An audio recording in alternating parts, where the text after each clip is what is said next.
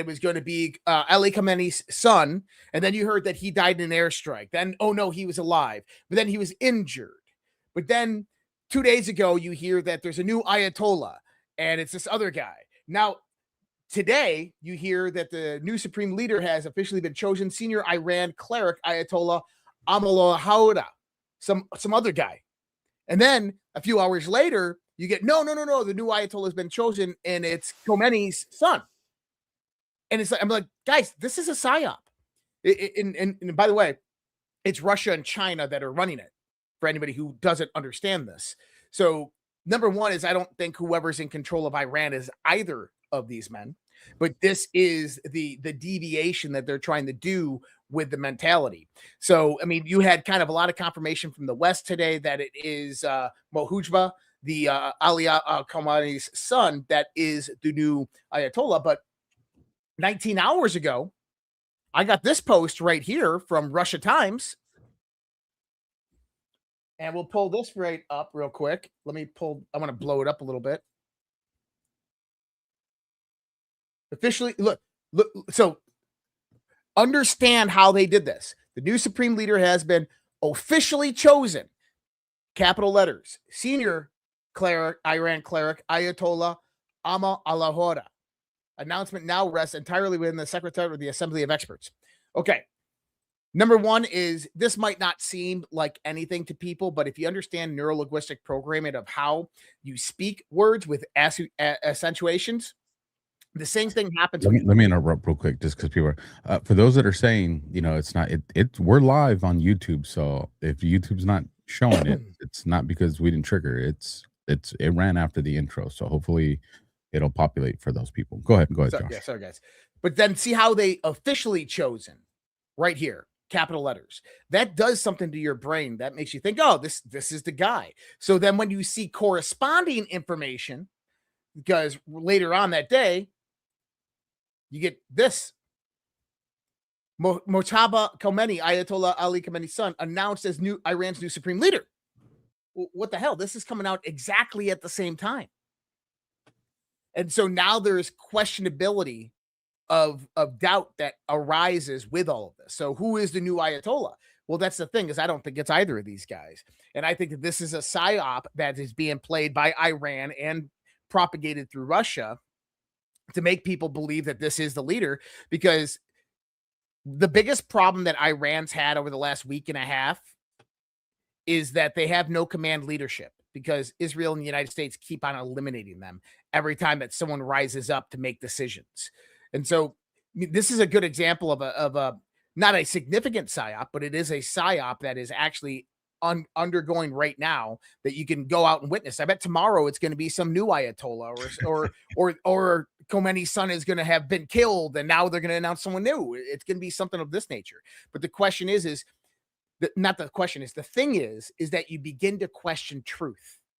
You begin to question what's real and what's not. And it's all part of this like desensitization that they do to you with kind of world news and the unfolding of the kind of the global conspiracy, if you want to look at it like that. So, you know, number one is that it's all actors all at the same time. If it's a nation state, they are playing some sort of psyop on you. You want to know a Chinese psyop? Take that TikTok Chinese professor that's out there that everybody keeps on reposting, talking about Israel and all of these other things. That is a Chinese disinformation op. He might be putting a lot of truth out there, but trust me, once he gets that trust and that loyalty within that audience, now you're going to start deviating away from that and towards something that's going to be more affluent towards China. And the more and more you watch these things, the more and more you can see this. I completely agree with that.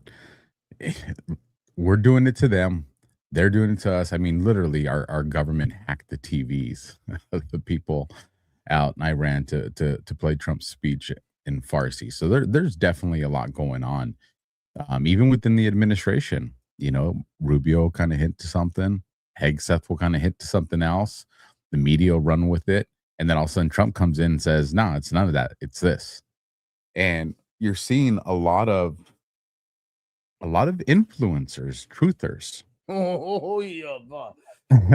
That in the morning they're like rah rah rah rah this, And then in the evening, it's like the opposite. And it's like, bro, you just said something different like 9 hours ago. Like, we're not talking weeks, months, or a few years ago. Like, you had a completely different position 9 hours ago. And the audience, the people, they're seeing it and they're talking about it. I run incognito in a lot of these virtual town halls to kind of, measure the temperature of what's going on, what people are talking about. And people are naming names, and I'm like, and in my head, because obviously they don't know that I'm listening. I'm like, told you. So one other thing that I've noticed from this Trump administration, this is something they practiced a little bit during the last administration, is anytime that you're getting information that something's going to happen and it actually does happen, those are controlled leaks that are actually happening. So the Trump administration, one tactic that they use is they will put 5 different points of information out to 5 different people, and those 5 different people will go squeal to the mainstream media, and you'll have 5 different narratives playing, and that's how they catch leakers. And from what I gather, Christy Nome was one of them. I know there's a lot of conspiracy floating about that, but from what I'm getting from pretty good sources is Christy Nome had a phone call with APAC, and yeah, some information was revealed, but I don't know too many more details about it. But this is what the Trump administration does. So when we start to look at no new leaks, they're not lying about that. And they're reminding people specifically about that, more for the people within the administration, people within the executive branch and the military. Hey, there's no new leaks, but then you hear a leak and it's like, well, what happened?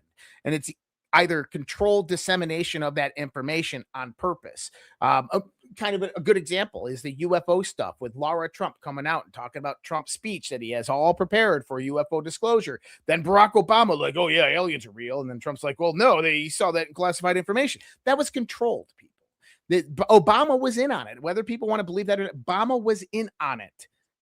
So then, this is the other point I wanted to make, is influencers are getting bad information. For one, there's one influencer out there, and I will tell you that this person is getting really bad information. He's got some contacts. He's got a lot of contacts within the national security space, within the Department of Defense. AJ.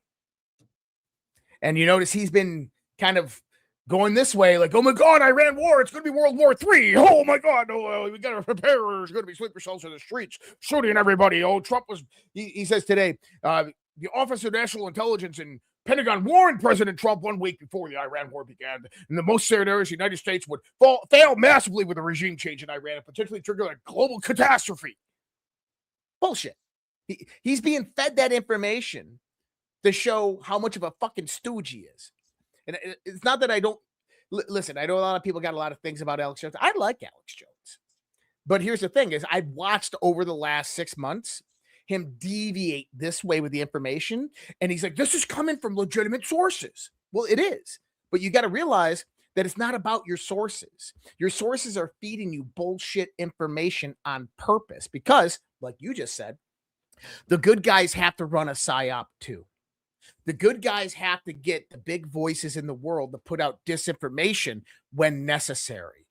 Because it's not just you guys out there and us listening, it's the enemies, it's the deep state, it's the globalists. And when the globalists see Alex Jones putting out, oh, Trump was warned. Oh, he knows. Well, we can encapsulate this event and use it to our benefit. What if we move now and do this, this, and this, and this? And got to remember that FISA court was hacked a few days ago. They know somebody's listening. And so they got to be scared. They got to be. I think that we're moving into the chaos destabilization point, but this is why these reminders are coming out like Patriots are in control.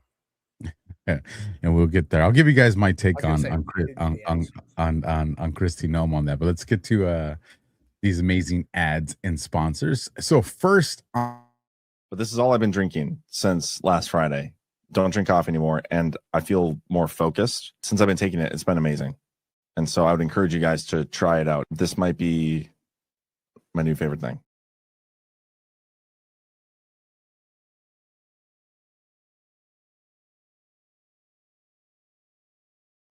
All right, can you hear me now? All right, good to go. Sorry about that. This might be your favorite thing too. I want to talk about today's sponsor, something that's totally changing lives. If you're dealing with low energy, stubborn belly fat, high blood pressure, cholesterol, you're not alone. Did you know 9 out of 10 adults have these metabolic issues that can lead to fatigue, brain fog, and even gut issues that mess with your mood and weight? That is where Feel Great comes in, a simple 2-step daily practice that's changing lives. More energy, no cravings, clearer thinking, and no more stubborn belly fat. Imagine waking up ready to crush the day and shed a few stubborn pounds without crazy dieting. If you want to feel great supporting the show, head to badlandshealth.com and lock in that $70 off today on all future orders, plus a 90-day money-back guarantee. That's badlandshealth.com. Trust me, your future self will thank you. That Unicity stuff is awesome, folks. Make sure you go and grab it. I think a lot of us at Badlands are using it, and everybody's feedback is kind of great. So I know there was some audio issue there, so hopefully everything's good now. And then our next one, you guys have heard us talk about them on a few shows here, Patriot Protect. Major companies like TurboTax, Google, Amazon, Microsoft, Meta, Apple, banks, insurers, hospitals, and retailers are all using AI powered by your personal data, names, addresses, phone numbers, jobs, family details, scraped from data brokers and people's search sites without your consent. They call it innovation. It's really them profiting from your information, leaving you exposed to cyber criminals. Scammers use these profiles to target you, especially during tax season when fake returns, IRS impersonations, and identity theft. AI makes scams faster and harder to detect. Most people do nothing and stay vulnerable. Patriot Protect is the only anti-AI tool available right now that actually removes you from this system. Patriot Protect deletes your personal information from Google and removes it from over 240 data brokers and people's search sites.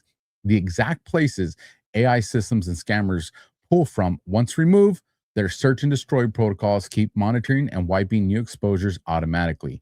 Take control. Don't let AI and bad actors use your data against you, especially during the most common season for identity theft. Use Patriot Protect and take your data back. Use promo code Badlands for 15% off all plans at patriot-protect.com/Q after hours. Again, you see it on the screen right there, patriot-protect.com/Q after hours. So my theory here, and let me get this up on the screen for everybody to see. My theory with Kristi Noem is It's Open Society Foundations, though. From what I heard, it was not APAC. It was Open Society Foundations. I don't know if I believe that so much, but I know that I heard it was some phone call that she made giving out information. I do know that. my theory is any phone call she made was she was given the directions to make that phone call. I think the reason that she's being moved to the position she is because of the information that she has on the cartels that has to move outside the scope of the part of the government that she was working within. This new position is undefined. So the scope of what she can do is going to be whatever her and President Trump kind of create. And so I'm thinking that there's something there, especially when he comes out and says there's 17 countries. It's like, I mean, they're dropping little red pills everywhere, and she's gonna go and start working as a part of this thing that has 17 countries. I think that there's a there, and we'll see. Obviously, I'm willing to adapt this theory with information that develops over the next few days, the next few weeks. But something about her tells me she ain't bad. So my thoughts on this are, in the next few months, you gauge it. She's going to become, she's coming into this, what is it? This ambassador of the Americas re-centralization or whatever, kind of a Western hemisphere kind of overview on cartels and criminality. If this just fizzles out over the next few months and you don't hear from her again, and then all of a sudden she's just let go, then we'll know.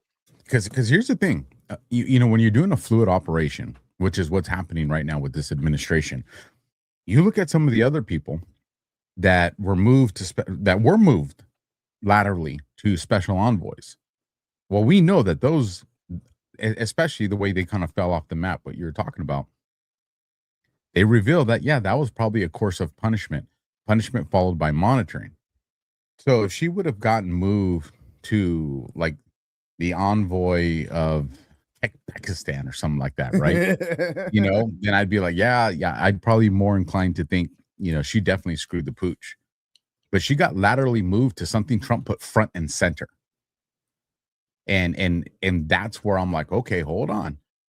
This is one, you're breaking the pattern, because the same way we do pattern recognition, trust me, the deep state has some brilliant people that are just evil, that are absolute, machines when it comes to pattern recognition.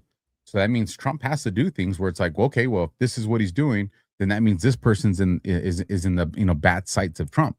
But then it's like, it's not. And what that does is it breaks up that pattern. And when you break up that pattern, because here's the thing, both sides are using artificial intelligence. I mean, I think you would agree with me on that one, right, Josh? Yeah, and the position is the U.S. Special Envoy for the Shield of America. The role is a new diplomatic national security position within the U.S. State Department that reports to the president directly. The Shield of America initiative is a Western Hemisphere security program focused on combating drug cartels and organized crime, coordinating Latin American governance, countering Chinese influence in the region, and supporting broader U.S. security and immigration policies within the Americas. Now, the part that's very important there is she reports directly to the president. Mm-hmm. Now, does that mean she gets to bypass Susie Wiles? I don't know. I don't know what straight to the president means. If that's literally, or she just doesn't have to go to the prior. Straight to Susie Wiles. Yeah, you know what I mean. It's like I don't know what that looks like. But again, that's important. But the point being is, if both sides are using artificial intelligence to help with this operational planning, AI doesn't work off of instinct. It works off ones and zeros. And so it's going to say, hey, every time that Trump's done this, this has been the result. Every time Trump's done this, this has been the result.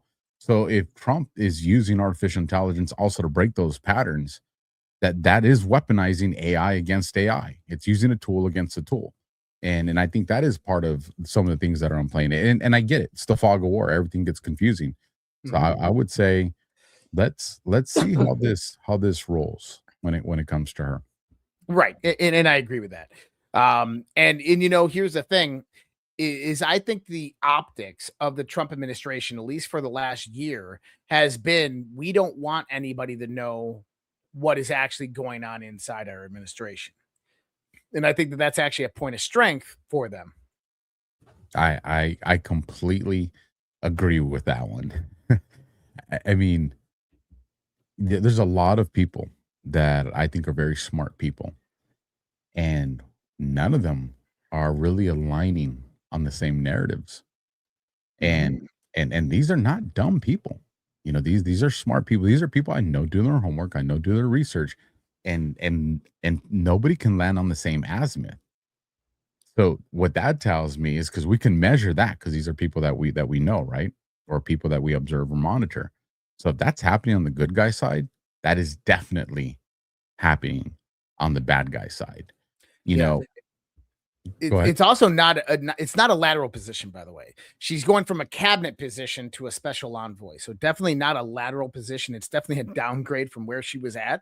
And I still look that she lied to the Senate, right? She lied to the senators about the financing of a DHS ad video featuring her. And I don't think that was the reason why Trump moved her. I think that there's something more underlining, but we can be at contention of this one and we can see where it plays out. I think I'm right. I think she'll be gone within 6 months completely out of the administration, but we'll see. We will see. If I don't like her. I think I think if he was gonna give her the boot, he wouldn't have put her on Shield. He would have sent her somewhere else. And did you get to see her? Who interviewed her? Somebody interviewed her to get the explanation of, well, why the, you're saying this and Trump saying that. And she provides a statement that's like, okay, I see where that's going. So was it an immediate, hey, I got permission, or no, this was, we had it during this time when we had a conversation. It sounded very truthful to me. Again, it's not saying that Trump's lying. It's just, was she operating off an interpretation from when they first had this conversation in the very beginning versus Trump thinking that it was a decision that was made in real time? Now, I don't know. But something that she said at the tail end of that part of the conversation is she goes, yeah, all he asked me to do was on the first commercial to make sure that I said, thank you, Trump. And she said it with like a chuckle in her voice. Like, when when somebody's sharing an inside joke with someone else, when she shared that part, I picked up on this is an inside joke between her and Trump or something like that. And so I would tell people, go, if you guys haven't seen it, or somebody wants to drop that link in the chat, I'll grab it and we could probably play it later on. But I think that we will see what all right, happens. beating a dead horse here, and Christy Nome knows all about those. So oh, God. On that low blow. So there was something that you had caught. Should we jump into that, or should we get straight into Patriots are in control? Well, actually, they go hand in hand. So do you remember on February 20th, the White House posted something really interesting. They posted this gem. And let me blow this up. Tap in. You tap in, and Trump goes dark with red. And I came out and I said, hey, we even talked about this on Q After Hours. Whoa, tap in post by the White House. When you tap in, you got black Trump mixing with the background and then red. This is rigging for red. Then I say the March 9th Delta coming up. The White House posted this on February 20th. That's a 17-day difference. Interestingly enough, that post is referencing is talking about 17-hour Delta. Nothing can stop what's coming. Nothing rigged for red. Now, I find that kind of interesting because March 9th is tomorrow. But right here, Q screenshotted this, okay? So Q, when he posted this at 3891, he screenshotted the nothing can stop what's coming meme, and he labeled it pain is coming.jpg.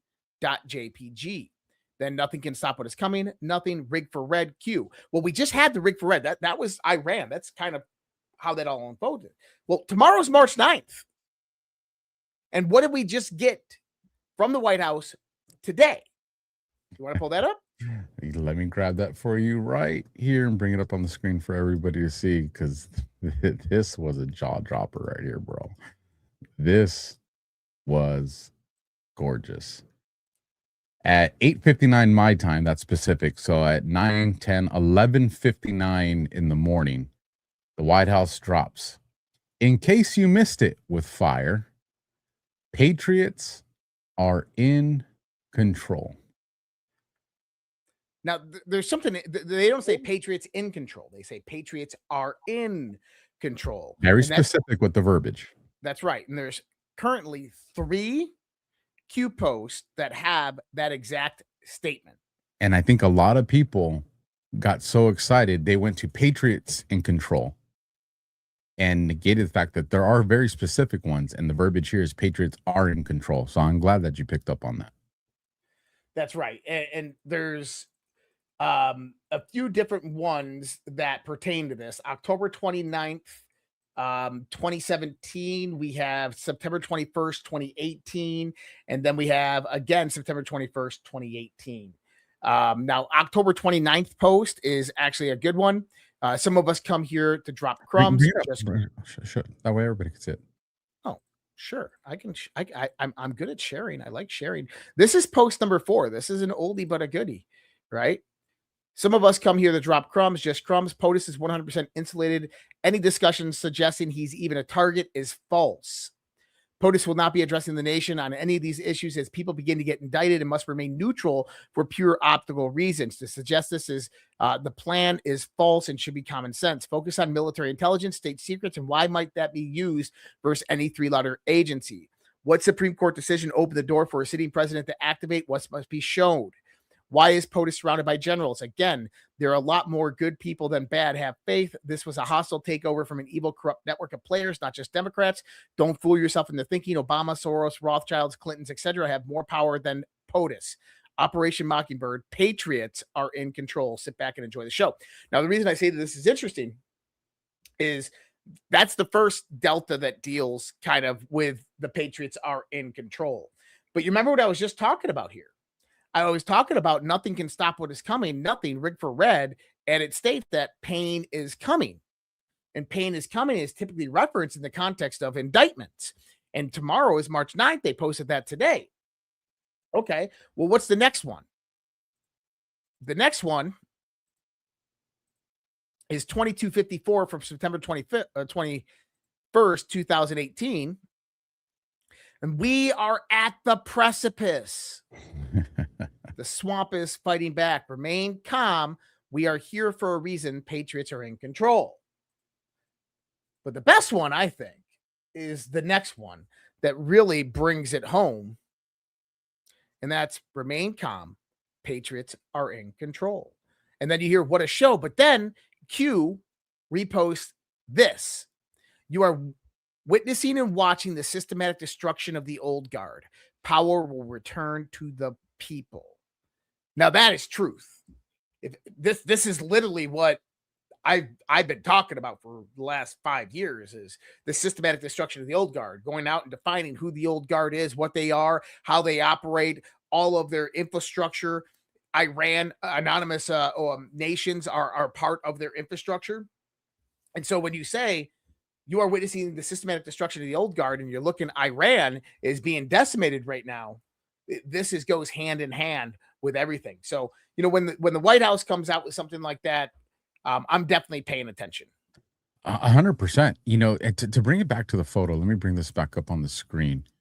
And I was wondering, maybe some of the audience knew. I was like, all right, this looks like a real photo. I don't think this one's AI, but I mean, AI's gone good. So who knows? So I started to, let me zoom in on the wrong screen. Let me click on this screen so I can zoom in on the right one. So I start to zoom in because I want to see his patch. And the patch says War Party, and then it looks like a VFA, and maybe a VFA 87. 87. But I started searching for a War Party patch, and I couldn't find one. And so, I found different references, but nothing that was military.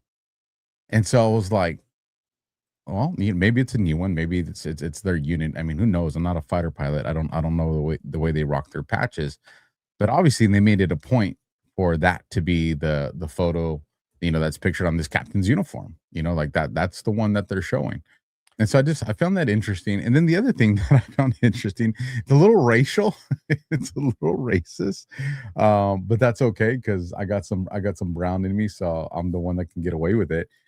Is we show someone with some color to the skin, right? Looks like one of my Latin people, right? And when we think fighter pilots, I don't think Latin guys are the first guys that come to our mind, especially if we're going off movies. Again, I said I was going to go racial here a little bit, right? In a jokingly way, kind of. I was like, well, is this kind of a signal somewhere, whether it be Central America, Mexico, South America? We got a lot of movement that's been going on there that we've been talking about. So I don't know, man. These are those things that are just, you can only write them off as a hunch. But again, somebody made let me correct you on something here. All right, fire off. Because you called him a captain. And that's typical of a Marine, but that's a lieutenant in the United States Navy, because VFA 87 is the United States Navy. And VFA 87 is on the Gerald Ford, which is currently deployed into the Gulf. So So the two bars is not that's not a captain. So in the Navy is the only one that's different. So the two bars in the Navy is an 03. So basically, if anybody doesn't know how commissioned officer ranks work, as long as you do your 4 years, you'll make 03. You go 01 in the Navy, it's a lieutenant JG, ensign, lieutenant JG, and then you get which is lieutenant. So in the Navy, that the two bars is lieutenant. In every other branch of the military, it is a captain. In the United States Navy, the reason is because in the United States Navy in 06, which is a full bird, is not a colonel, it's a captain, because you're talking about the Navy. There you go. But this is a real photo. So it is a real photo. So he's probably watching Q after hours and like, damn, racist alpha. What, our people can't fly jets? I didn't say that, man. I didn't say that. I just said that somebody chose to do this photo, and the same way a lot of us take pictures. There's a reason behind it, and I just felt like there was a signal there.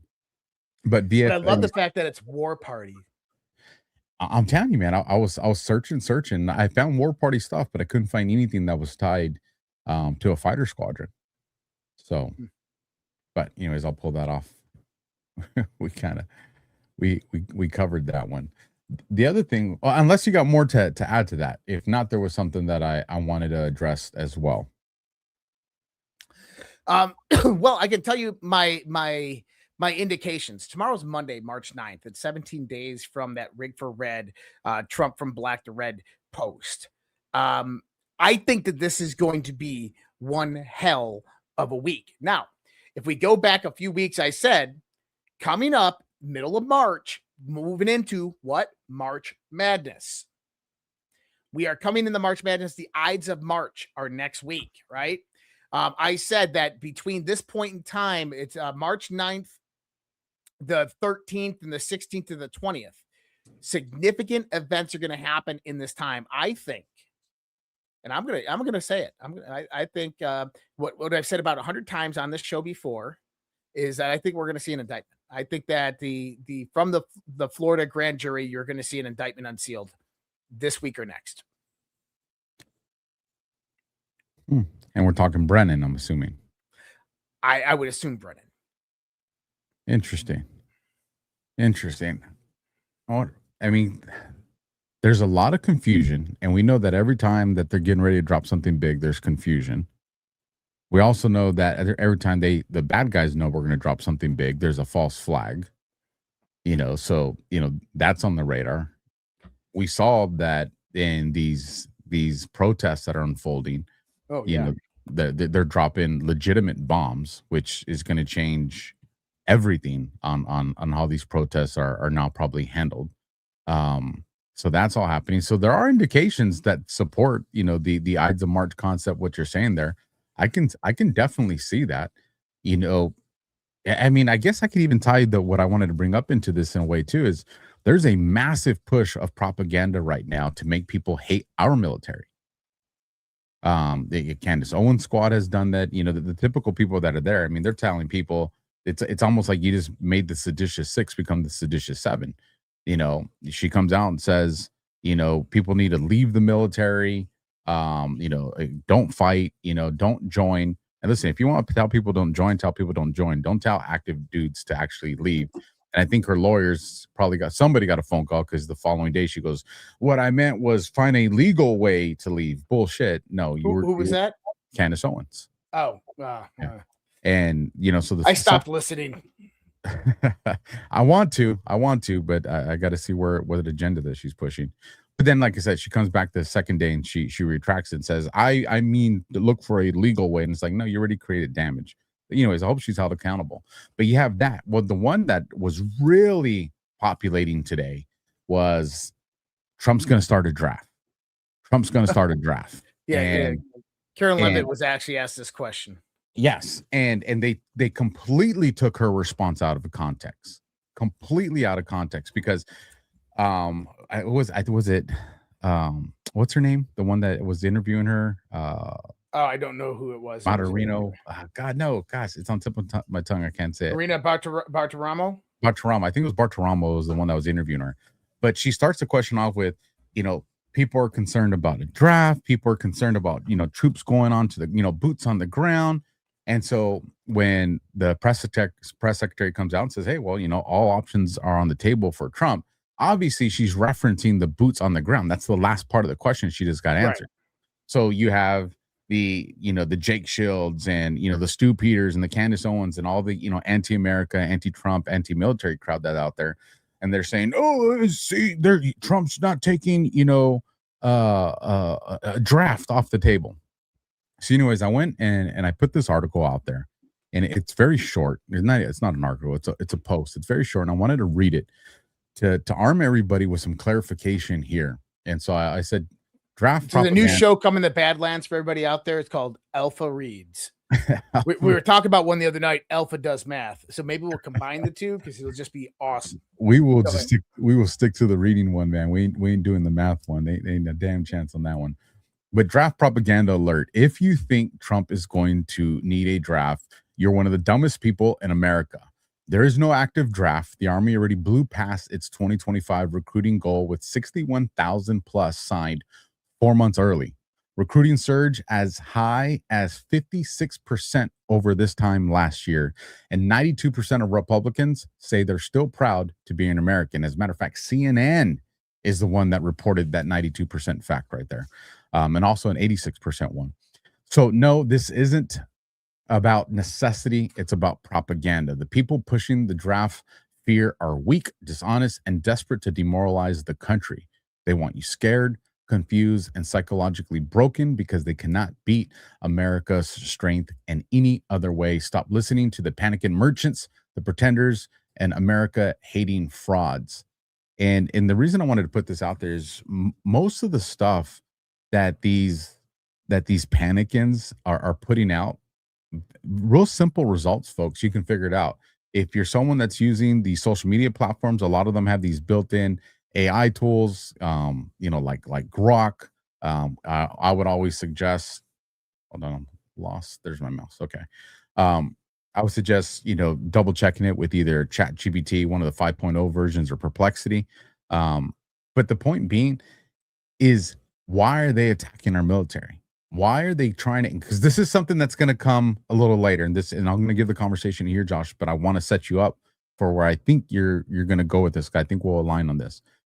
If you want people to hate our military, then for things like Iran and stuff like that, you're going to push rhetoric like we've seen with like the Israel, Hamas, Palestine stuff. When you're telling people in the military to either not join or to leave, treason, abandonment, right? What you're trying to do and telling the American people that this is what we're doing, right? If you want the American people to hate and fear the military, is it because you think that there's going to be a military deployment inside the borders of the United States government? And the reason I'm going here with this conversation is you've seen the White House bring back up the conversation of these QRFs. And these QRFs have to be trained and ready to deploy by April, right? So the QRF teams have been identified. There's in all 50 states, but now they got to be trained, up to speed, and deployable by April. And it's the administration that's talking about this. And then, of course, obviously, media is taking and doing what they want with it. I think, brother, that we are going to see the military exercise, and I don't know in what capacity this works or the legal pathway just yet, but I think we're going to see the military intervene with our midterms. And I think this is why there is an outright attack on the military to make people not have confidence in it and actually try to use it against Trump, to weaponize this conversation. So, well, explain to me, if you can, how can we have the military intervene in elections? Maybe kind of develop me the framework of how that operates. So I would start off by saying, going back to his first administration, Trump says our elections are infrastructure. Correct. And then we get into the conversation within the last, hasn't been 2 weeks yet, that China has had a hand in the election fraud. You know, that they had some role in this. Again, so that's a foreign nation that has intervened in our infrastructure.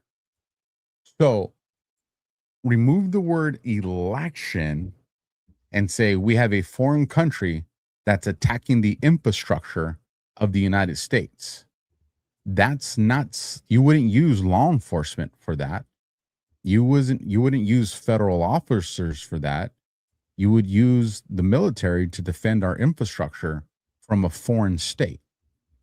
So it's easier for me to understand it when I remove the word election and use infrastructure, because if China deployed, its military assets to attack power plants and attack our bridges, we'd all be like, yeah, our military is going to go in there and lay waste to them. And none of us would really have issue or see that as a constitutional crisis, because we were like, yeah, that makes sense. It's a foreign military that's attacking us here. But when we say elections, then we start getting into conversations of posse comitatus. We start getting into whose jurisdiction it is. And so what I say is, if we remove the word elections and just use the word infrastructure, is it easier to then paint the picture to say, yeah, we have a justified reason to use our military, within the country now? Does that make sense? Mm-hmm.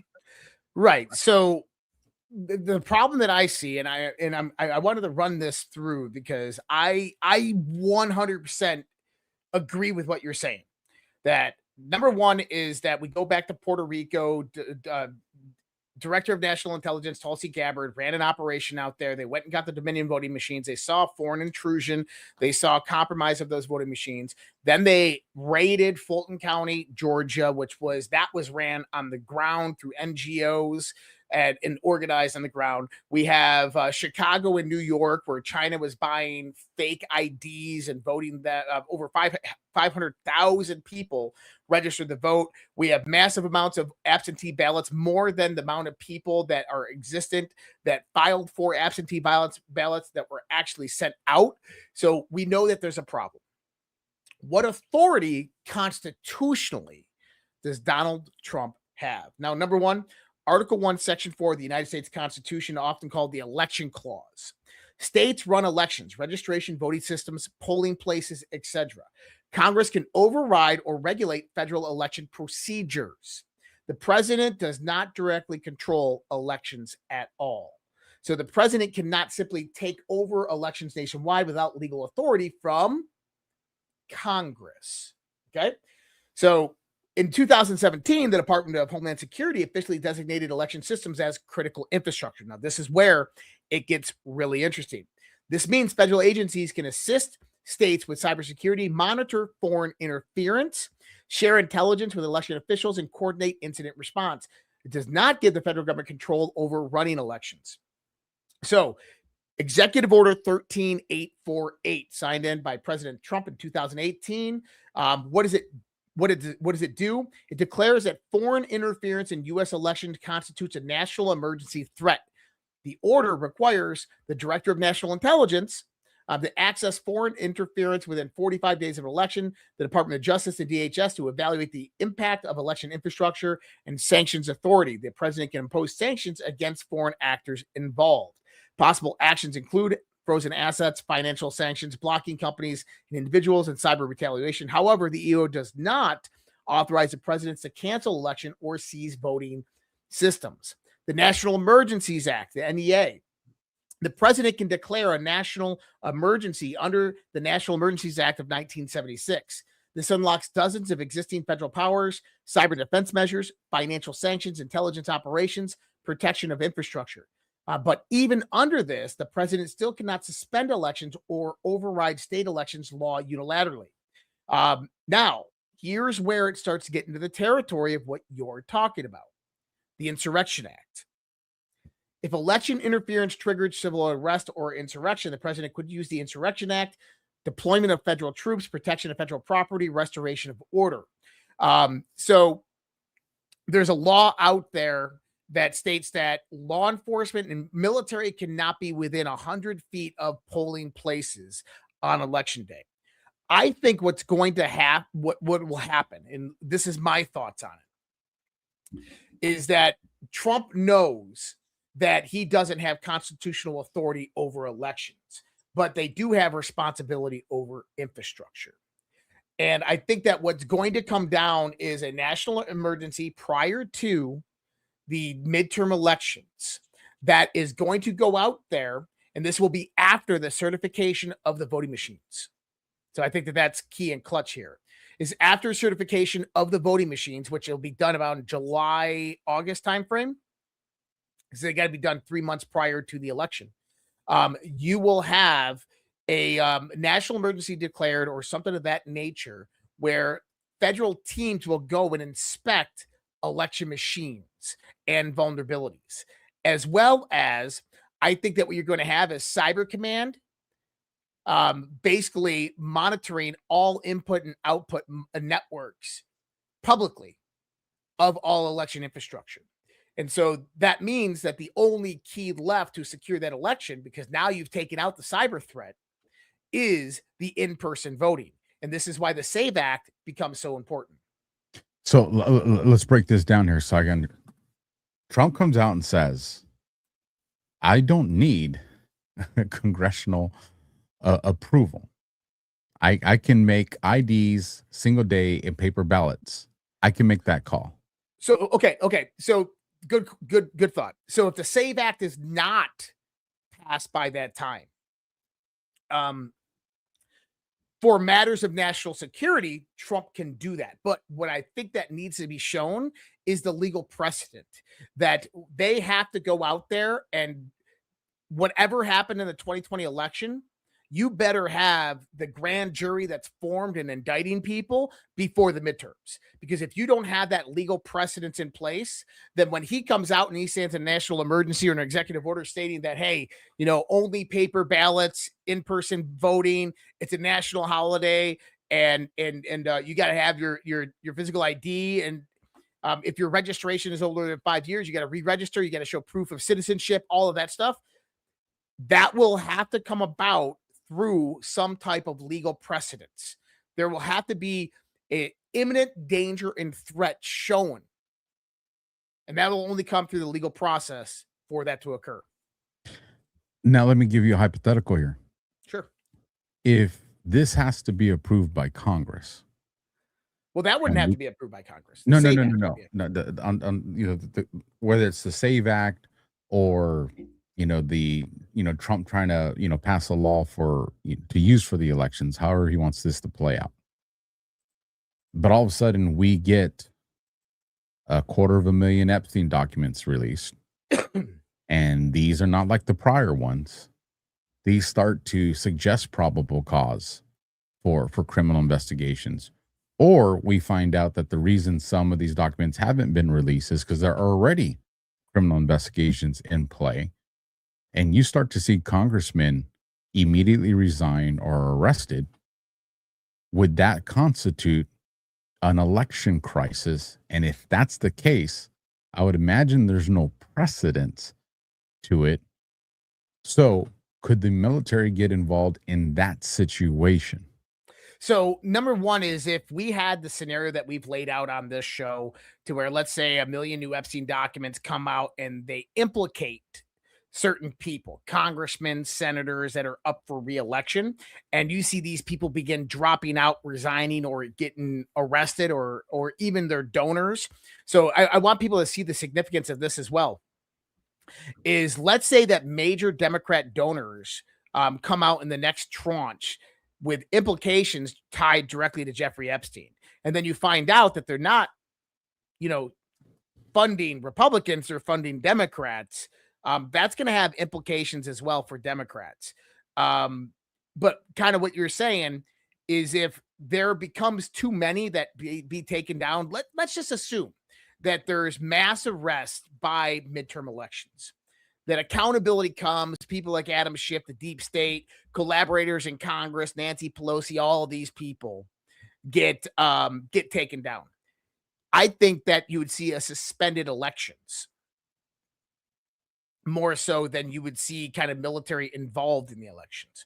And the reason is because you can't You have to give everybody the correct process to go through the primaries, to get their candidates ready, and so forth.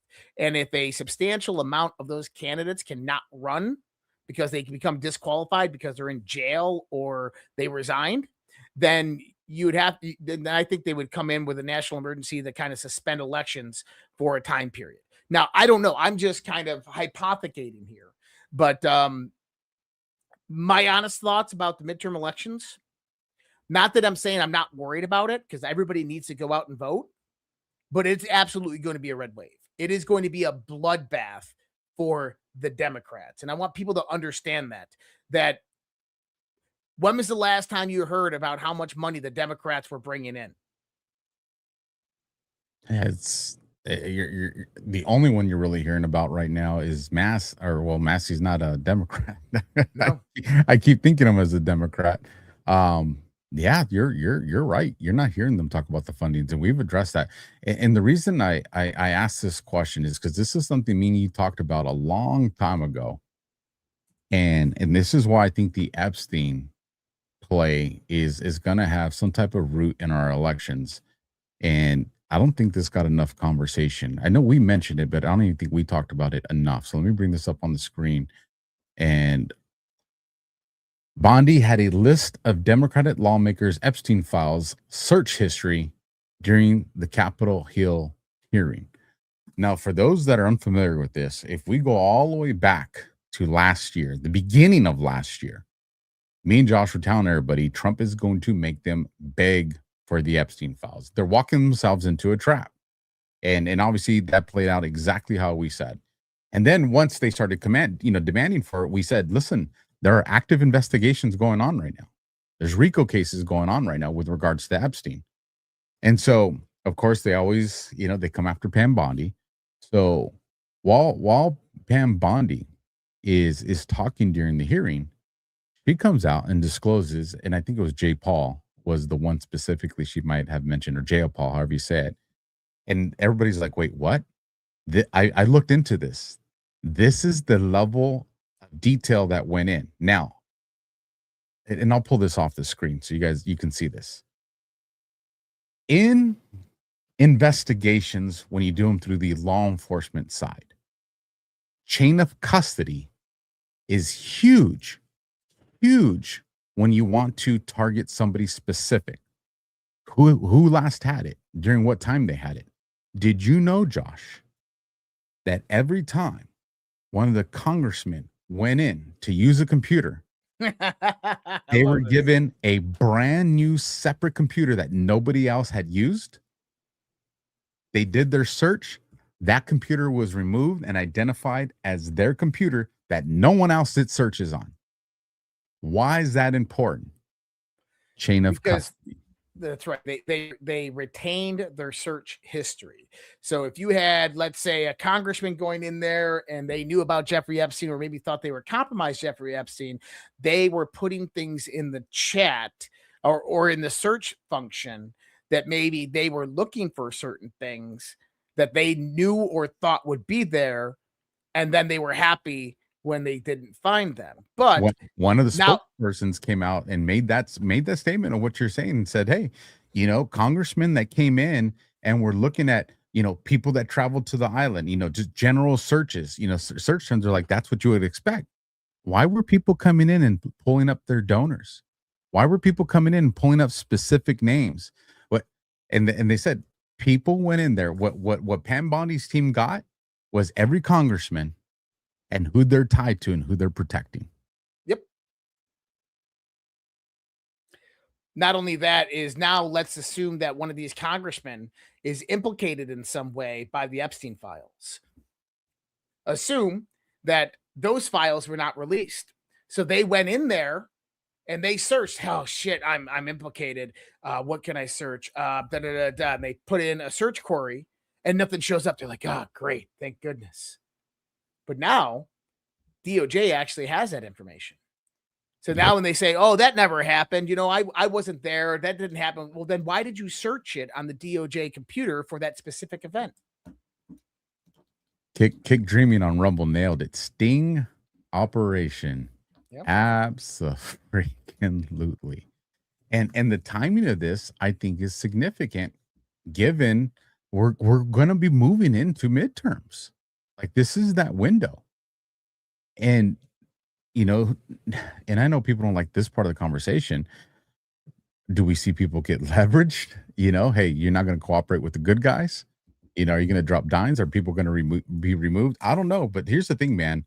We're going to know if I do my Marine Corps math right now, we're at what, 8.5 months, 8 months, something like that, till November, 8 months, close, yeah, good. Yeah, 8 months. I'll take off my shoes, start counting toes if I have to. That's a very short window. And it's not like we're going to wait till, November to figure this out. I would anticipate that we're going to have to know pretty soon. Trump keeps talking about this 4th of July, 250th, celebration. Yeah, we're pumped. Yeah, there's a whole lot of wins. I documented that, about 2 days ago. But if people are still concerned about midterms, if people are like, what the hell's going on with primaries, there's even some misinformation coming out about that, and there's some people I'm like, I hope you're being very careful because you've been putting out good info, and I hope you're being very careful with certain things. But it just seems like we are in an accelerated psyop right now. And I don't know. I don't know, other than we are going to witness something, and I think very, very soon. Agreed. And I think it's going to be what a lot of us have been waiting for. And it's going to be completely unexpected when it happens. And when it does happen, we are going to know fully that Patriots are in control. The reason I think you might be right about the indictment coming is the timing of that post, man. Do I still have it? Let me bring it up because it is significant, for those that maybe haven't seen it. This is a very important post. And yes, we're looking at it right now as an I told you so, but I don't think that they posted this for an I told you so. I think they posted this, Josh, because something bad's about to happen. Yep. And things are going to look like, Fork You Eddie in YouTube says, we are fucked. Like, I think we're going to have a moment where we're probably going to feel like that. Yep. Well, I mean, I think that, like I said over the next few months, it's going to be chaos. So I'm about to post. I'll post this right now. So this is really important, kind of what's happening. And I think that if you go, can you pull up Kirill Dmitriev and go pull up that one post that he had a few days ago? I think you know which one I'm talking about. All right, give me 1 second. And it's in the private chat. And so this is a post that I just posted, quite literally. And this, I mean, dude, I just had my crypto mastermind earlier today, and I talked about exactly this because people, they're not paying attention to the world. Bitcoin is tumbling, right? But this is what I call the inversion chart because oil is skyrocketing. This always happens. Oil skyrockets, Bitcoin plummets. Oil skyrockets, Bitcoin plummets. Now, the problem that people don't see about this, and hopefully I can lay this out for everybody. When you're not all money is equal. Okay. Does that make sense? Not all money is equal. It does. Okay. So we have a credit and debt system. And there's 3 layers of money that flow into the markets. Okay. And so I'm just going to kind of talk in the context of Bitcoin or cryptocurrency, but it also is for traditional markets. The first layer is real capital money, true money. This is money that flows in. These are things like retail buyers, long-term holders, corporations, treasury allocations through corporations, spot ETFs, and miners holding reserves. That's for cryptocurrency. This money actually holds stocks, bonds, and Bitcoin and cryptocurrency, okay? Now, the second layer is derivatives and leverage. This is where the most volatility in the markets come from. From volatility, you get perpetual futures, margin trading, options, leverage ETFs, and institutional hedge funds. Then the third layer, this is so important, is synthetic liquidity. So in cryptocurrency, synthetic liquidity is like this. One Bitcoin is used as collateral to borrow Tether, USDT, okay? So let's just say $60,000 Bitcoins used to borrow $60,000 of Tether. That Tether is then leveraged on a 10x multiple. So that Tether is now worth $600,000 of purchasing power, and someone goes out there and buys $600,000 of Bitcoin. So how can you only have one Bitcoin but control 10 Bitcoin? There it is. Now, take that same example I just said and apply it to the entire global market. And I shit you not. Apply that to the entire global market, because over 50% of the global markets are leveraged and synthetic. They're not real. And so the other day, Kirill Dmitriev, if you don't have it, I have it. I got it now. Took a minute there. So interesting thing is it had me unfollowing him. Oh, weird. Yeah. And so I refollowed him and put the alerts back on, but I was like, I already was following him and I already had the alert set for him. So that was pretty damn interesting. So go back to the post. Yeah, let me go to it right here. So March 4th, Kirill Dmitriev posted a black swan. So you have oil skyrocketing, cryptocurrency plummeting. Now, the reason cryptocurrency is plummeting is because in order to produce a Bitcoin, you have to input energy. Energy is directly related to the price of Bitcoin. G Money be like, yeah, right? Like, you understand. G Money knows exactly what I'm talking about. Is that Bitcoin is post-exhaustive currency or post-exhausted value. So you're going to see probably a dumping of Bitcoin down into the 50,000s, maybe even the high 40s. Reason being is because the majority of the miners that are sustaining the network cannot sustain the network at high energy prices. So they have to sell off their hodls of Bitcoin in order to pay for their energy costs of mining more Bitcoin, which means that they have to dump Bitcoin. And Bitcoin's dumping right now.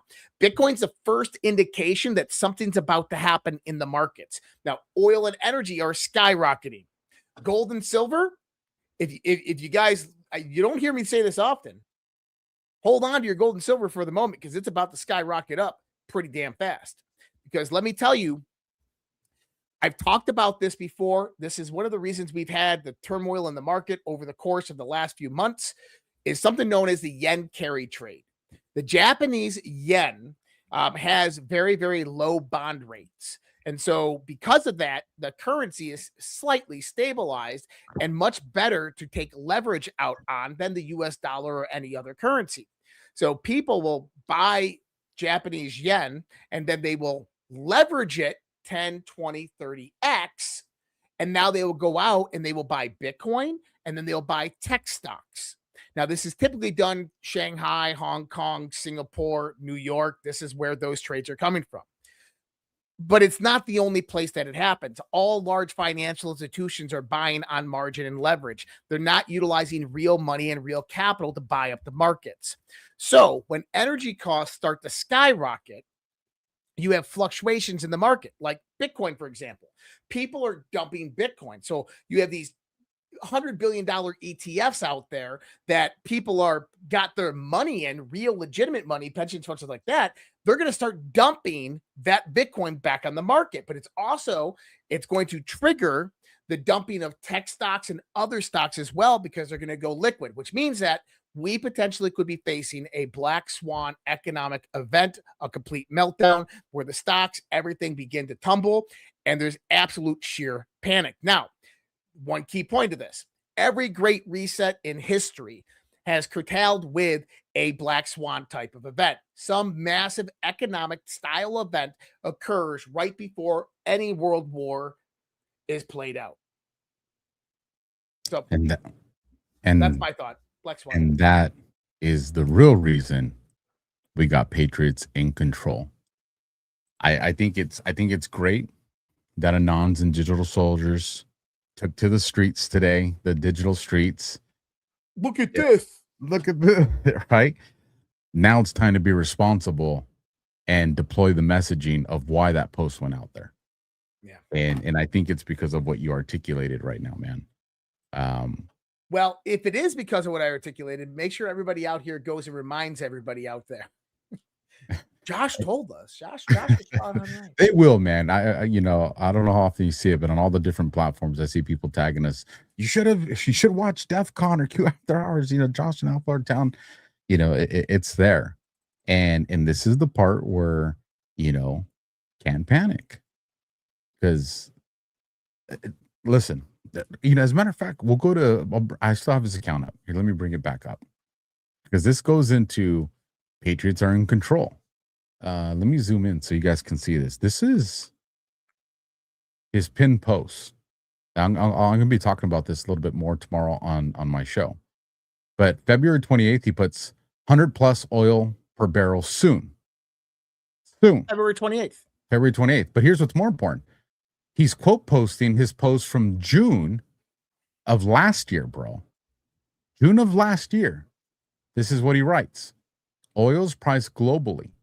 If the Strait of Hormuz is shut, the U.S. won't be spared. No one is immune from a global oil shock. Prices at the pump will take off. He puts a little rocket. That was June of last year. And then on the 28th of this year, so what, a week and a half ago, he puts 100 plus oil barrels soon, coming soon.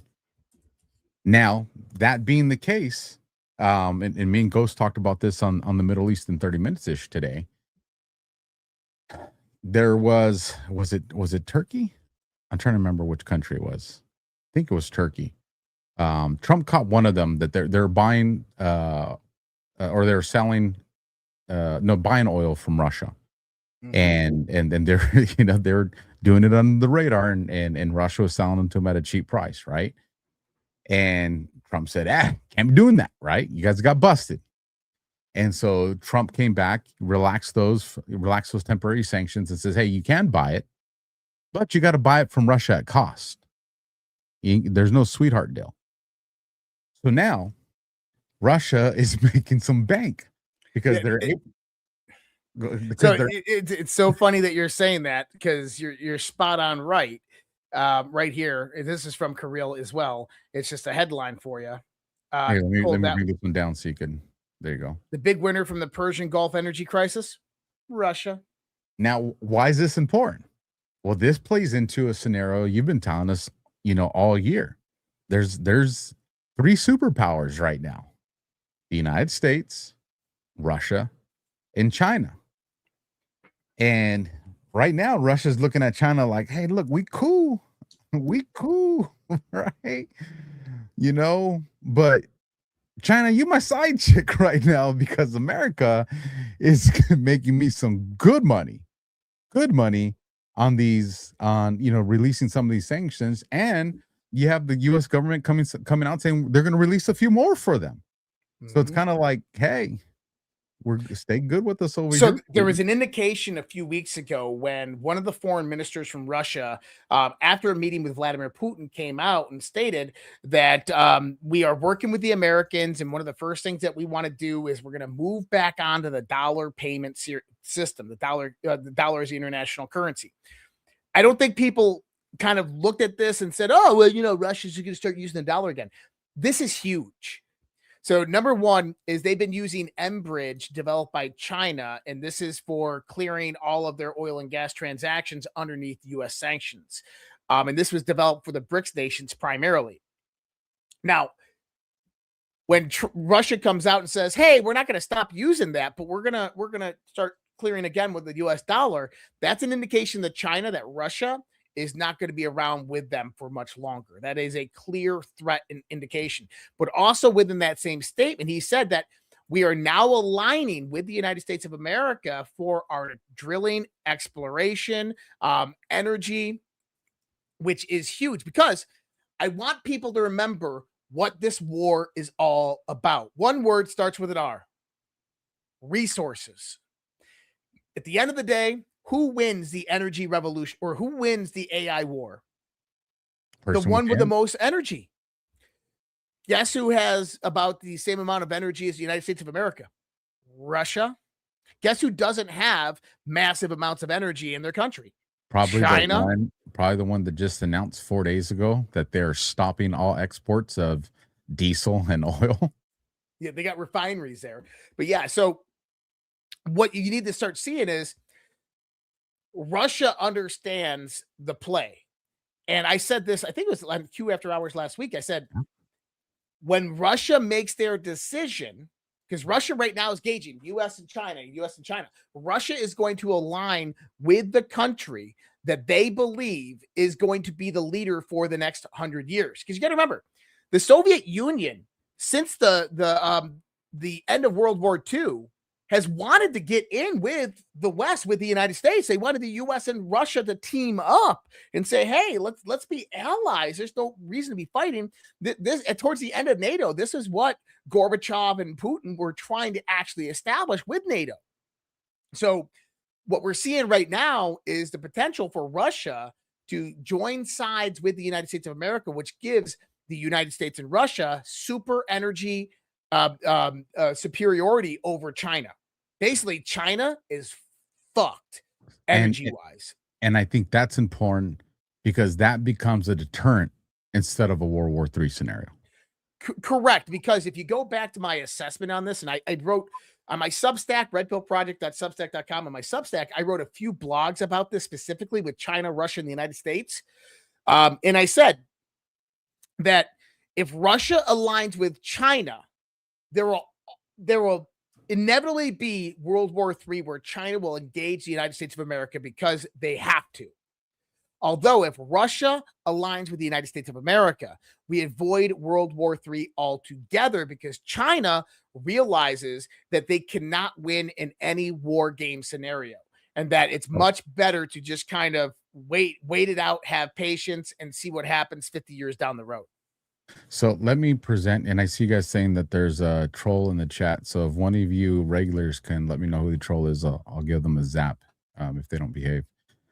Let me present this scenario to you.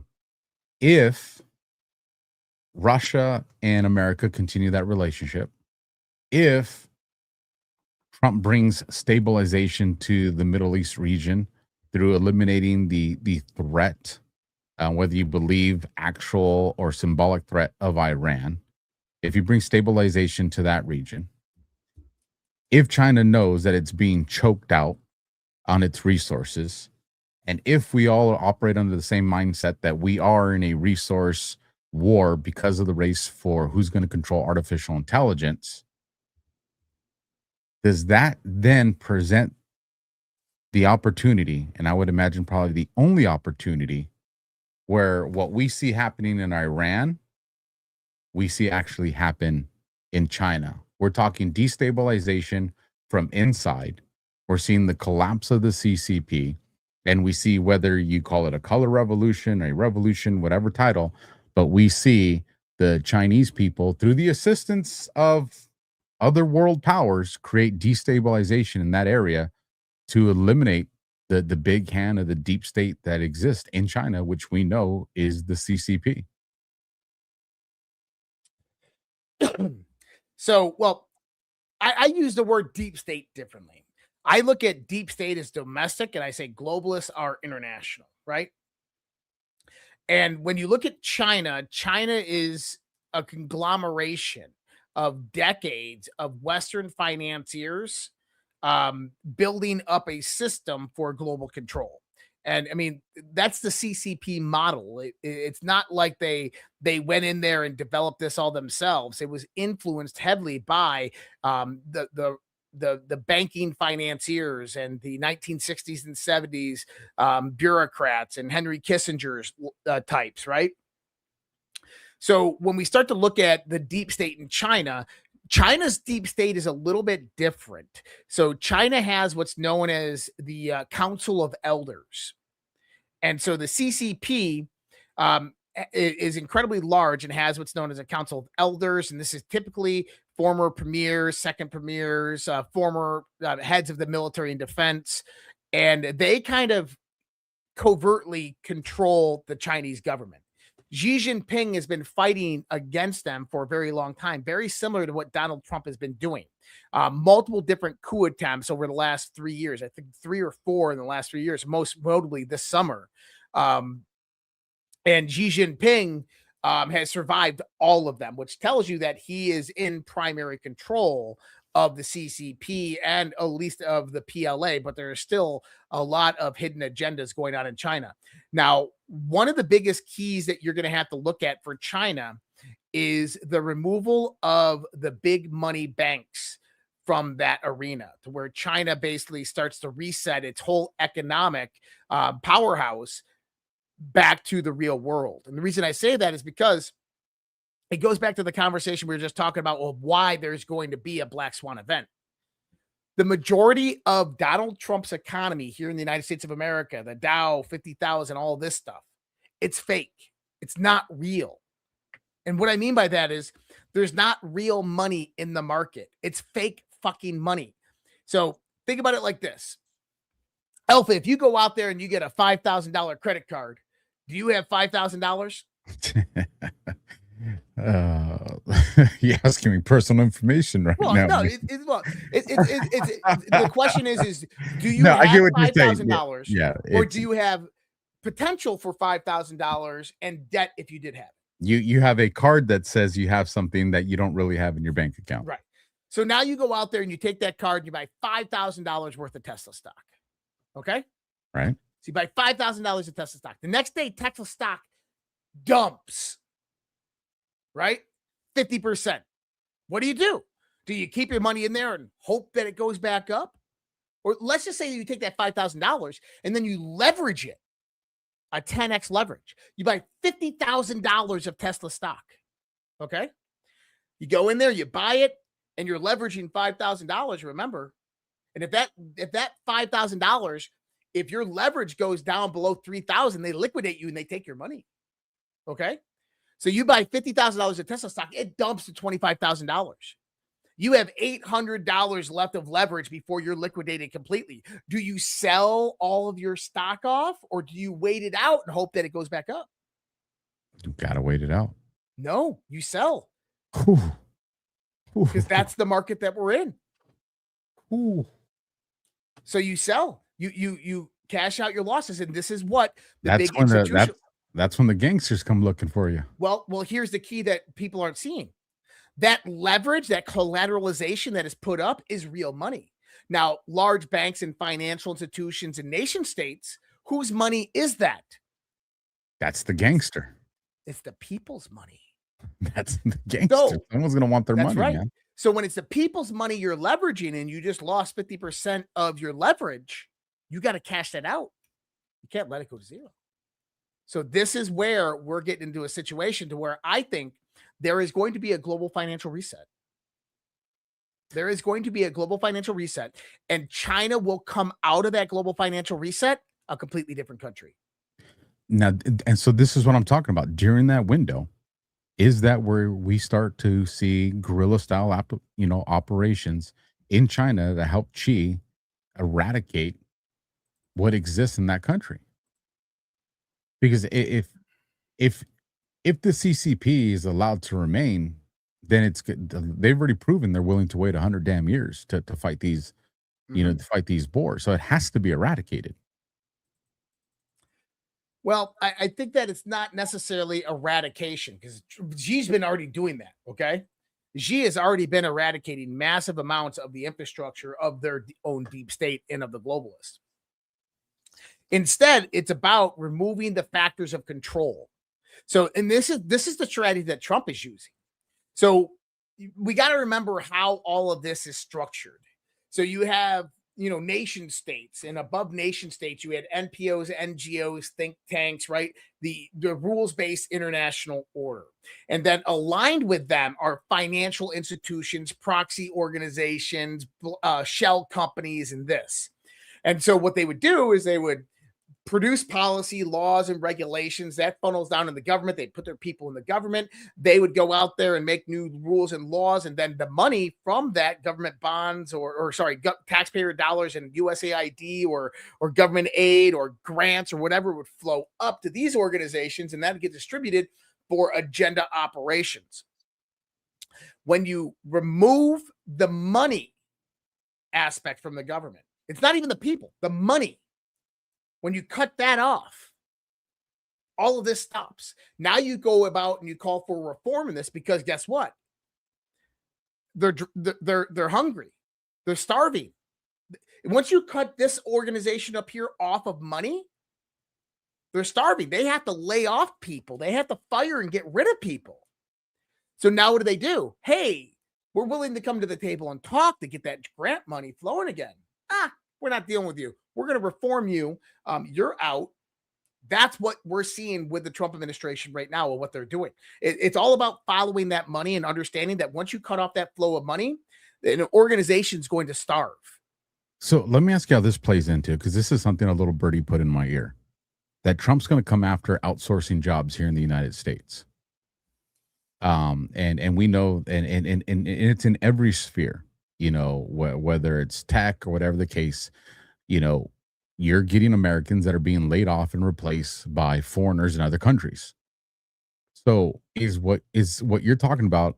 I know we're talking with regards to China, but could Trump use that same opportunity here stateside, like a black swan event, to be like, if you're going to be laying people out and keeping those jobs outsourced to foreigners in India or plugging whatever country you want, there's a penalty that's going to be incurred there to make sure that it's Americans keeping the jobs, not foreigners.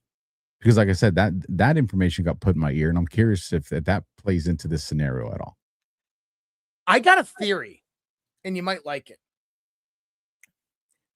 So in the context of like the Great Reset types of events, they've always been kind of resoluted by some revolution, industrial revolution, the Silicon Revolution, whatever it might be, right? The New Deal led into the Silicon Revolution, which basically created massive amounts of wealth and jobs in the United States of America.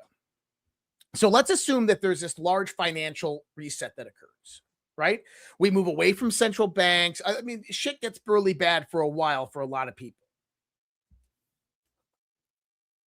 Remember, there's a UFO, UAP, extraterrestrial alien declassification that's coming, right? Mm-hmm. What happens? I was going to go there with you. What happens when they come out and say, hey, this is real?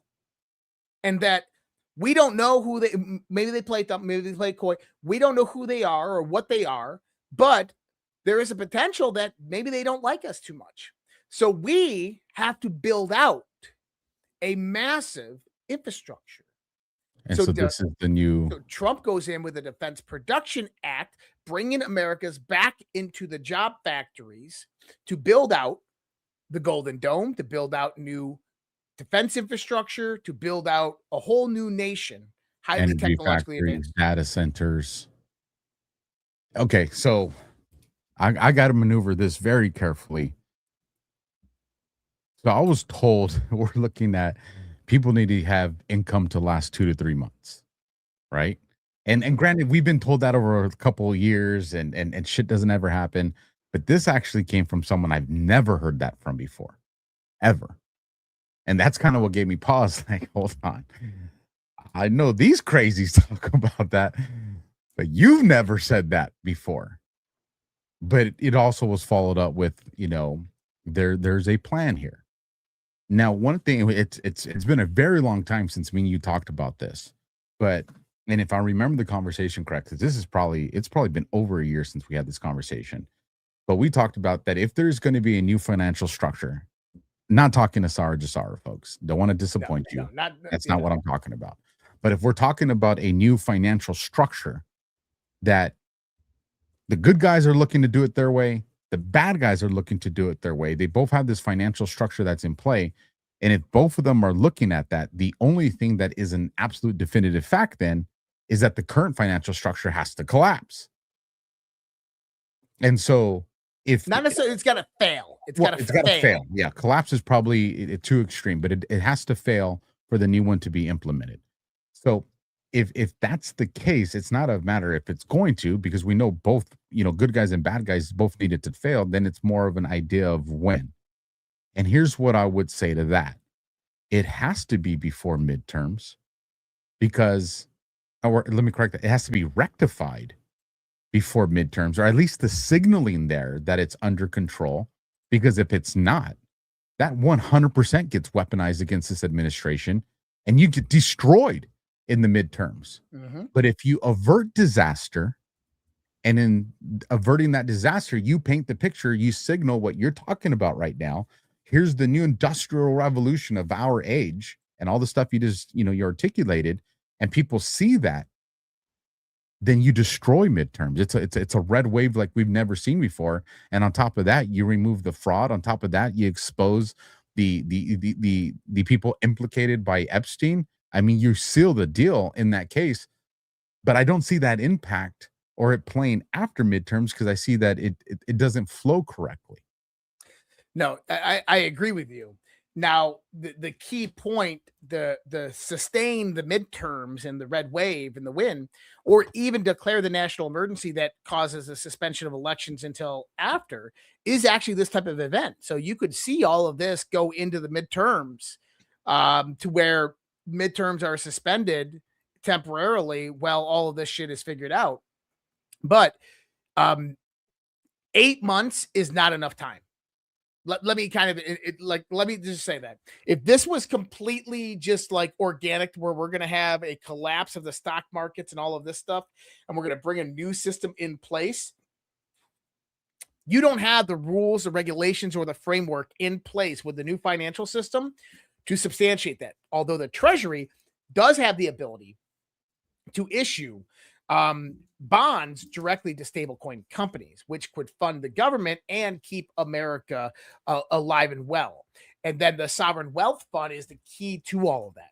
So what I would look for prior to this happening, if we're going to see some type of black swan event, or even if it did happen, is the creation of a sovereign wealth fund, U.S. assets moved in there, including all patents, all land leases, all energy allocations, moved into the sovereign wealth fund, and then the good faith of that sovereign wealth fund utilized to declare new bonds directly from the Treasury and Scott Bessent, taking out dollars directly from stablecoin companies, which would be recognized as U.S. dollars. Every American citizen issued a crypto wallet on the Ethereum blockchain, and then you'd be paid dividends each month. That would be kind of my thoughts on that. And I know people are like, oh my God, is he really talking about? Yeah, I really am talking about that, because that is going to be a piece of our history at some point in time in the near future. But if there was a crisis scenario, you would see probably something like that. But who fucking knows? I don't know. I think that if we did have a financial crisis, it's going to last much longer past the midterms. Well, there's no ifs, ands, or buts about that. But and that's what I'm saying. I agree with you on that. That's why I said you got to signal that there's a pathway out of it, and it has to be something that's completely believable.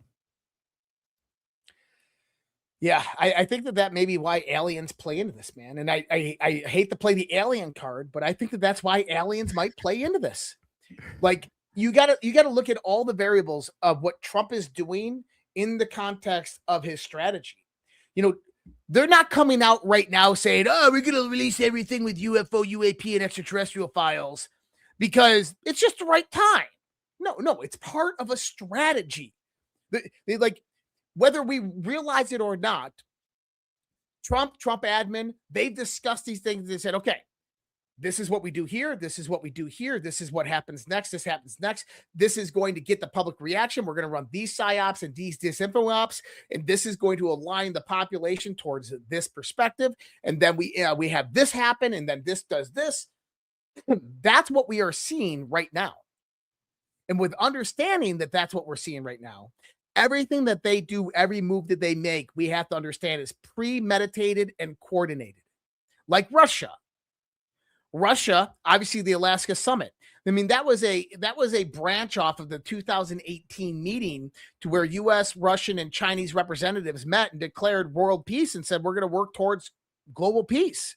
Okay, that's the sovereign alliance that we've always talked about, and so that move with Russia like that becomes critical in looking at how Trump is playing this strategy. And aliens are absolutely a part of it. Iran is a part of it. I bet you probably in the next few days, the White House is going to come out, and this actually goes back to something that happened last week. Did you see the reports from the news that Netanyahu was questioning the Trump administration if Iran had back channels open with them or was trying to negotiate? Did you see this? Say that one more time. So Netanyahu apparently called up Trump in a discussion, a meeting that they had, and was saying, hey, our intelligence is signaling that you guys, the United States, is communicating with Iran through back channels, and you're not including us in it. No, I didn't catch that. Oh, yeah. And here's the thing, it was Israeli intelligence that was basically monitoring U.S. intelligence that got that information. Because from what I gather, massive amounts of Iranian power figures, including their president, have reached out and are in communication with the Trump administration. I believe in the next few days, you're going to see an immediate ceasefire of kinetic strikes by the Americans on Iran. And Israel is going to go ape shit. That's interesting because Bibi, I think, it might have been today or yesterday, said that they got a whole, I forget the exact words he said, but essentially it was like, we have a whole host of targets that we still want to hit, or that we're going to hit, or it was something to that point. And this is Trump rug pulling Israel Netanyahu. So what you're going to see is Iran, I think, has already waved the white flag behind the scenes. Okay. You're going to see Trump pull back and say, hey, look, you guys got a new Ayatollah, a new supreme leader in place. We're willing to work with you. So we're going to stop all kinetic engagements. But if you fuck up, we're coming back. Well, something we're talking about is pissing off the deep state, because we are getting bombasted with trolls. I am trying to nuke them as quick as I see you guys identifying them in the chat. So if I miss one, let me know. And don't take this time to identify one of your haters as a troll just so I nuke them. So someone said Trump's got to pull out of Israel. I was about to say, Trump's got 5 kids. He don't pull out. Ding. So tell me if this plays in. There's a couple of deltas today that were interesting, and I am curious if any of these play into the conversation we're having here. So this is I like this one for one. There's a lot of 8s here. It's post 888, obviously dated March 8th, because it's still March 8th for us here on the West Coast. and it's a post from Trump on Twitter back in 2017. And he says, thank you, Asia, #USA with the flag. And then he goes on to read, thank you, Kim. Deal made, clowns out, strings cut. We took control. Iran next. And so the reason this got my attention is because, again, today we got Patriots are in control, right? Mm-hmm. Here's something regarding, and it's in the last sentence, Iran next. So obviously, there's context there because we see what's unfolding with Iran right now. And they use, we took control. And so is this kind of what you're talking about here? These back channel conversations with Iran? Because, I mean, there's some interesting stuff here. We took control. Iran next. It's today's. Well, I mean, how about this? Is the you know what CRIC is, right? CRIC? No, I don't. China, Russia, Iran, and North Korea. CRIC. Okay, it's a new axis of evil. Now, pull off Iran and Russia, okay? Then pull off North Korea. What do you have left? Just China. So North Korea, you notice how North Korea has been completely silent? Quiet, man. Pertaining to Iran? Okay. How silent has Russia been? Don't do that, guys. Bad. Bad you, don't do that. And what about China? What did Xi Jinping just say 2 days ago? I'm really looking forward to Donald Trump coming here in May. We need to meet now more than ever. Yeah, they also put out and I want to say it was yesterday, could have been today. They said something like, we look forward to, I think, bringing peace to the Middle East or solving the problem in the Middle East. It was something like that they put out there. Yeah, China came out and said that they're willing to step in and help to negotiate peace in the Middle East. So I think, remember what I just said? As I said, I think that you're going to see a stop of kinetic engagement in the Middle East by the United States of America. You know what? I'm going to postulate this. I'm going to throw it out there. I bet that China steps in with the United States. U.S. is going to say, hey, no more kinetic strikes. We're going to give Iran a chance. China says, hey, we're going to send our diplomats into Iran. Well, what does that do? That stops Israeli bombs. Okay? China goes in and says, hey, we want to help you out. We want to kind of negotiate all of this. And then what you're going to see is China and Russia enter into the conversation with Iran and the United States. You got to remember, China has a lot to lose if they lose Iran. The only thing China wants is access directly to the Straits of Hormuz and to Iranian oil. Wait, hold on. Am I getting ahead of my skis here, or maybe too excited? Could we look at the ultimate peace deal being China and Russia coming onto the board of peace, and it's negotiated through peace in Iran?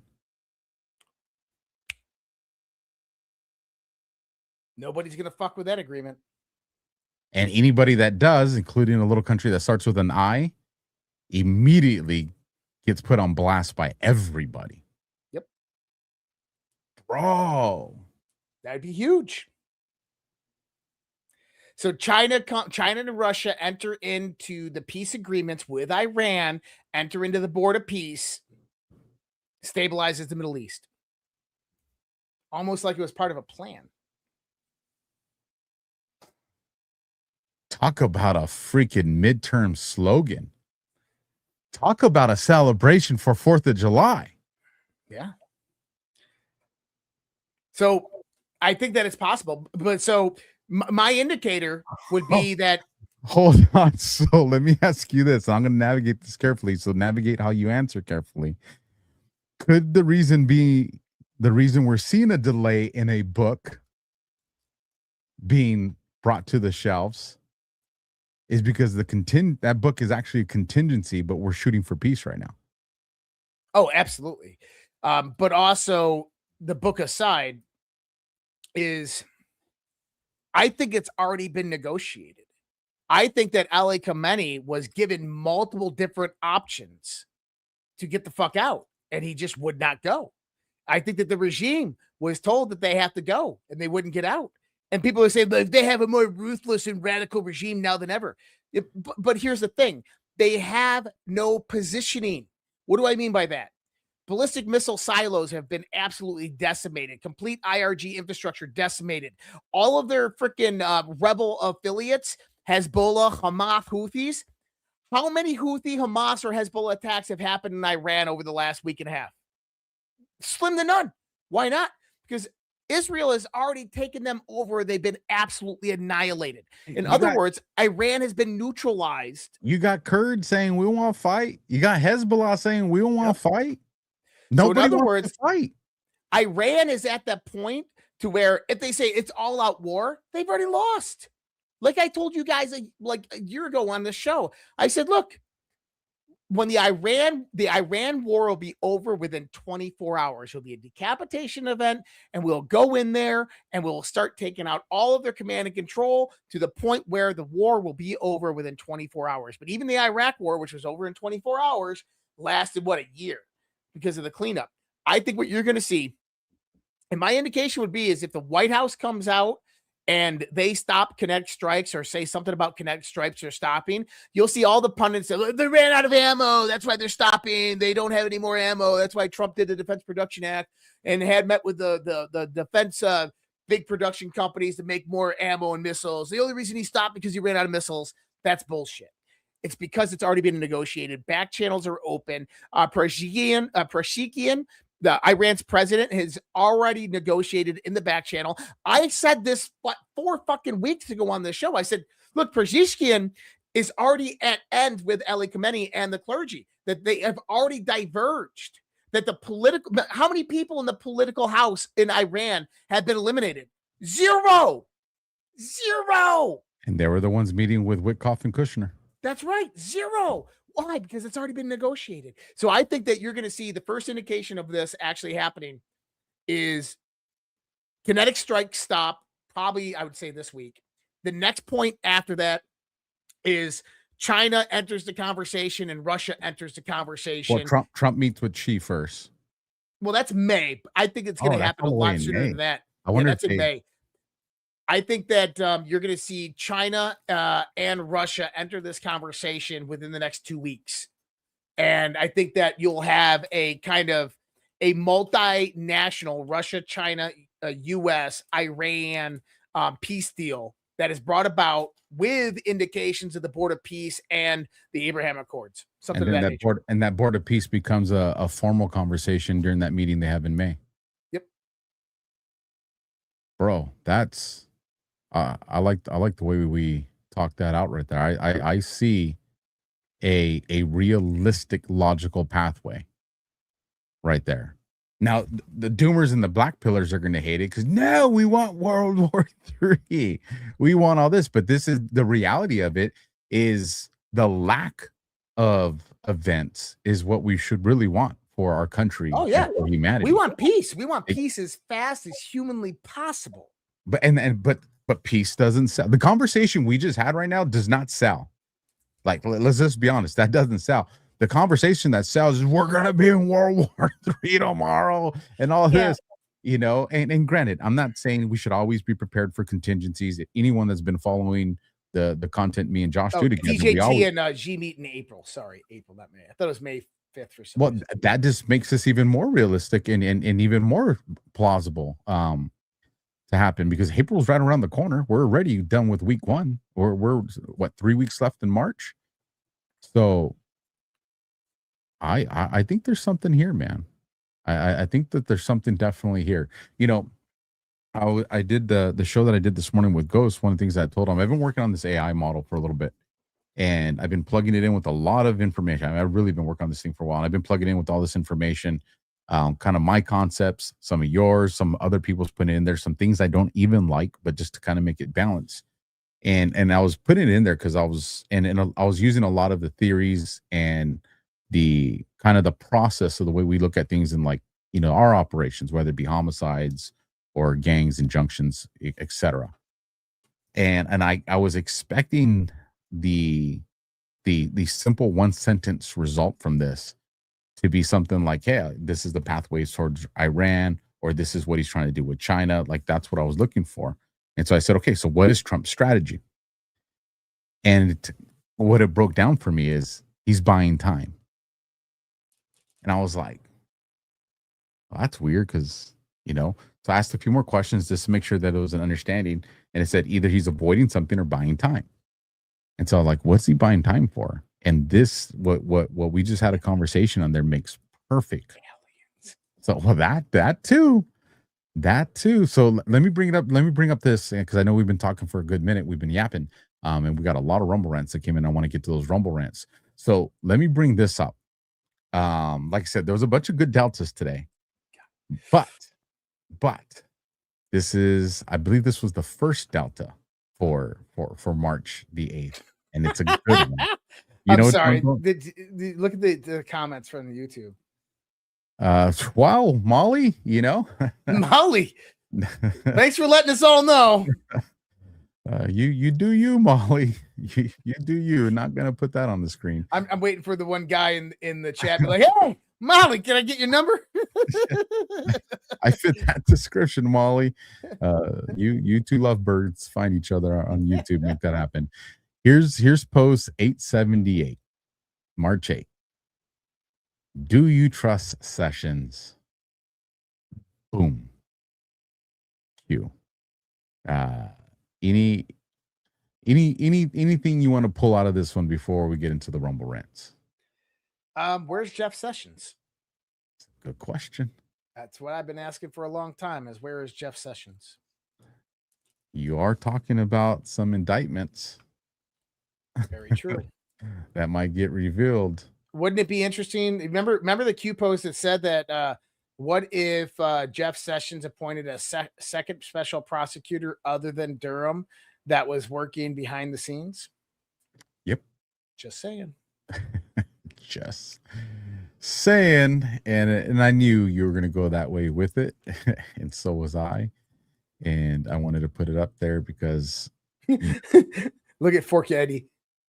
Let's see, where's Molly? You go handle your business. Fork Eddie 7 Rumble's like, what are they talking about? There's a potential love match that's happening on YouTube, folks, but you don't want to know what's being said. Yeah, it's bad. You need to go to YouTube to check it out. Yeah, you know me. I'll put anything on the screen. I ain't putting that on the screen. Nope.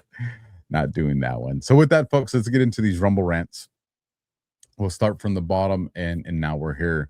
Dollar for dollar from an old timer. There's no equipment that can pass penetration testing. New requirement added in December 2025. Interesting. We got $20 coming in from Josie Flanagan. It seems like Tucker is walking some coworkers up, but now they think Israel controls Trump and Trump should not have attacked Iran. Was not really sure how to respond except to say to watch you guys. I would definitely tell them to watch this show or DEF CON or DEF CON Tuesdays at 10:30 p.m. Eastern, or watch Overwatch and The Guardian on Thursdays at 11 p.m. Eastern. Definitely would tell them to follow those shows and get a little insight on what is going on with Tucker. Let me pull this off real quick and have a conversation surrounding Tucker. All right. And this is just game theory, folks, right? Let's just ad lib here. You guys know that I always say that the deep state knew that it had control over content and the information pathways through its ability to censor. We had no control over there on RedTube. We had no control on Twitter. We had no control on DLive, Twitch, Instagram, you name it, TikTok. We went over there. We tried to speak the truth. Poof, instantly you were annihilated, right? So what did that do? It deplatformed voices with information, and the voices that remained, they had to start adapting a change of behavior to where they started to self-censor, which is just as bad. And then all of a sudden, we get, and I believe it was around October, November, when you guys can look it up for me, but October, November 2022, we get Elon is going to buy Twitter. $44 billion deal. All over the headlines. And my position here has always been that the deep state, pardon my French here, but the deep state went like this. Oh, fuck. We are about to lose our ability to deplatform one of the largest platforms that's out there for Americans. What do we do? And this is where the rebranding of the Matrix comes into the conversation. This is when all of a sudden people from other platforms start to flood into X, from all kinds of different platforms. One of them you guys know because there's a lot of people there that a lot of you guys hang out with, and we're paying people to come to X and push an agenda. And we know this because some of these people have come forward and told us this information. So what was that? What were they doing there? They knew they were not going to be able to deplatform. So now you have to put so much information into the trenches of information warfare on Twitter, now X, that it's like finding the truth is like a needle in the haystack. It's just chaos. It's confusion. It's overwhelming, right? And all this is by design. But in addition to that, in April, I think April or May of 2023, Tucker Carlson announces that he's leaving Fox News. Now, why was this important? Because myself included, were like, yeah, leave the deep state apparatus. Tucker. Instant rapport, instant credibility, instant following. He was a hero. He was a hero in the information war for us. That was the deep state rebranding. And this is just a theory, right? This is my opinion. Want Tucker suing Badlands. So this is his opinion, very clear. You think Tucker's deep state? Well, hold on. I'm going here, right? Okay. And says, hey, I'm going to go in this direction. And now I'm going to push. It's all the people with the curly sideburns. This is bad. I mean, he's the soft porn version of Candace Owens and all these other guys, right? I think he's the rational version.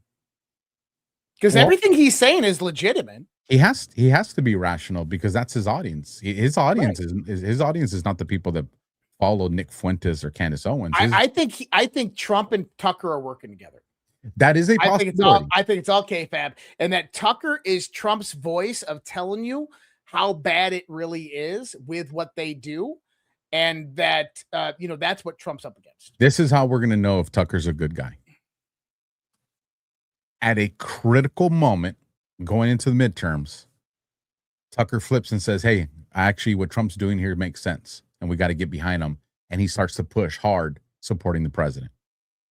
Right as we get into whenever it is, whether it's midterms when they're supposed to be or midterms after being delayed. If Tucker comes out and makes the flip to automatically support, then I think he's a good guy. If he doesn't, then I think, no, the dude was always a control. He was CIA, just like his dad. I think how he handles that last moment is gonna dictate that right there. But again, that's my take on that. Let me bring these Rumble rants back on. People are saying there's another troll. Let me see if I can find the troll for you guys.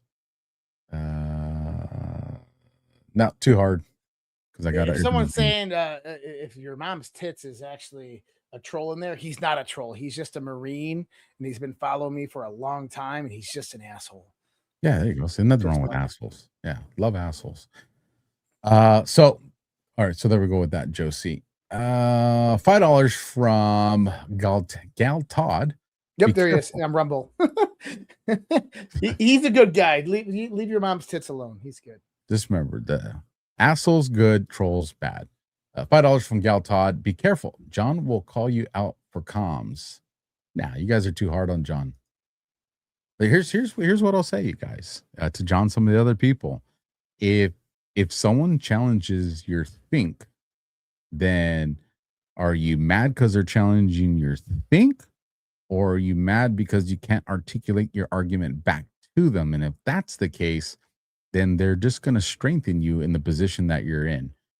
Friction is what we do here at Badlands. Different points of view. Even tonight, you've seen there's a couple of things that me and Josh have some different perspectives on, and that should challenge you guys to critically think, to not want to be an echo chamber. So, and just remember, John could easily say, "Hey, I don't like the work you guys are doing. I don't want my audience hearing that," because he's ultimately responsible for this audience at Balance. He says, "Hey, you guys needs to go," and he doesn't. He supports our work. So, take it easy on John. John's a good guy. And trust me, when all this pans out the way me and this guy are saying, who do you think is going to give him a hard time? All of us. We told you so. So listen, there's going to come a time to torment him. It's not right now. $10 from Dafa Media. This is truth, man. This is a good dude right here. I like this dude. He's awesome. Just wanted you both to know I appreciate everything you do. And shout out my president, Donald J. Trump, best president ever. Sending both of y'all positive vibes and positive energy, peace and blessings. This guy can, let me tell you, he can make some songs, folks. He can make some songs. As a matter of fact, I'll see if I can download something. I created a song, bro. It's good. It's good. It's untitled. I couldn't come up with the title all weekend. It's like, I really like this song. But you have to play for us at the end. I will. I'll give you some time to talk shop with everybody, and I'll download it to get it to play. Dollar for dollar ZBM. Am I the only one who thinks these aliens are fallen angels? They don't like us too much. They're beyond our intelligence and have unheard of technology. Sounds exactly like fallen angels to me. ZBM didn't watch our Guardian and Overwatch. No, he needs to go watch Guardian of the Overwatch. And I'll give you the paradox to your statement. If Satan simply wanted to rule this world and this domain, and he's had advanced technology beyond anything that we could ever comprehend, and they're far more superior and intelligent than us, then what the hell are they waiting for? Why are they waiting for us to become more technologically advanced? You ain't wrong. $2 from Rudog68. I posted that same win pick to my daughter months ago. SWN picks, sewing pick. I don't know what that is or there. To my daughter months ago when I bought a silver swan. Oh, a swan pick. Gotcha. To my daughter months ago when I bought a silver swan. Since then, Perth Mint has no silver for sale. Perth Mint is on the Swan River, and Black Swan is our state flag. Rude Dog, you were vibing, man. You were, whether you knew it or not, man, you were in the zone. You picked up on it. The universe spoke to you, and you were listening. $10 from Space Monkey. I just bought a house. How fucked am I? I think you're in good position. You'll be fine. You will be fine, Space Monkey. You will be definitely fine. Might need to rent out a few rooms, but you'll be all right. Create some storage lockers where nobody knows about. Bury them in the backyard, but you're gonna be good, brother. $5 from Ms. Rhea, Freedom Fighter. Great show. So, are you doing a Just Alpha tomorrow night? Yes, I am. And last night's was a great one. So I hope you guys enjoy tomorrow's Just Alpha. Wait, what time's Just Alpha on tomorrow? It'll be 8:00 my time, so 11 p.m. Eastern. Well, I don't know. So I'm joining a show tomorrow on Badlands. And if you guys have ever heard of a show called, I know the name of it, Baseless Conspiracies tomorrow night, John won't be able to show up. And so I'll be joining Zach on Baseless Conspiracies. So I think they might have to choose between Just Alpha or Baseless Conspiracy. I have always told my Badlands audience that my replay will always be there. Go support Badlands. Badlands is what took care of me in a time where I was struggling to feed my family. And these guys took a chance on me. So my replay will be there. So, or like I said, no, you guys are going to go long and I don't want to go to sleep late tomorrow. Yeah. Just you guys watch the replay and hopefully Josh and Zach will raid me with you guys afterwards, help pump up my numbers. $5 from Future 13. Josh, have you ever seen the movie The Watch with Ben Stiller? If not, watch it. You'll like it. Be aware, it's rated R. Ooh, never seen it. Sorry, I don't watch very many movies these days. Rated R means that there's probably boobies in there. It can't be anything worse than what we saw in the chat on YouTube today. That's right. Damn you, Molly. That is probably the wildest shit I've ever seen. She's been waiting all day to say that too. She's like, I just can't wait to say it. That is the wildest thing I've ever seen in a chat, dude. It was Molly's first time ever in a live chat, and she just been waiting to tell somebody, and nobody really knew who she was. So she figured, I'm just going to tell the world. That's just crazy. Good for you, Molly. Good for you. But that is the craziest shit I've ever seen in a chat. $17 from Ravelin. Always a great show. Thanks, guys. Thank you for that. $5 again from an old timer. Clarification: no equipment used in ballot processing can pass penetration testing. There is no air gap. They are all vulnerable, unusable. Help America Vote Act modified in National Defense Authorization. Gotcha. Makes a hell of a lot more sense now. Thank you, old timer. And $2 coming in from the Meerkat. Boost not working for me tonight. 3 attempts, 2 receipts, nada. Last week's boost finally showed up late. Hope you got to see those. Definitely go take a look at them, Meerkat, and we'll see if it's under Meerkat over there. And that is the last one there. So let me give it to you real quick. I'll check to see if I can find the boost that Meerkat's talking about. Badlands Daily, Devolution, Badlander basis. Yeah, Dave Meerkat. All right, you read it since you already have it up. Yeah, we got two of them. So we got Great Show, March 1st, Dave the Meerkat, Q After Hours, $10 boost. The Great Show, thanks. And then again on March 1st, $20 boost. Just saying, great job. Redid it since it disappeared. Great show. Appreciate it, Dave. Thank you so much, buddy. Right on. So I think we don't have any super chats. I didn't see. No super chats. All right. So I got this video downloading. So how do we let's let's let's just talk. I don't know. I figure what takes maybe 3 minutes. Oh no. Damn. Oh no, that should be pretty easy. Yeah, the computer's fast. All right. Save. There it is. Let me upload it here. See if it'll load on here. If not, I'll do it the old school way, but it will definitely be easier if I do it this way. So just bear with me, folks. And all right, it's loading into our video clips. So I'll use it as our outro. I'll do a quick test on it to make sure it works. Let me pull this off the screen. Let everybody know what you got coming on this week outside of tomorrow. Well, Baseless Conspiracies tomorrow, and anybody wants a little teaser of what we're going to talk about. I worked for United Airlines for 7 years, and I was stationed at Concourse B Center Core of Denver International Airport.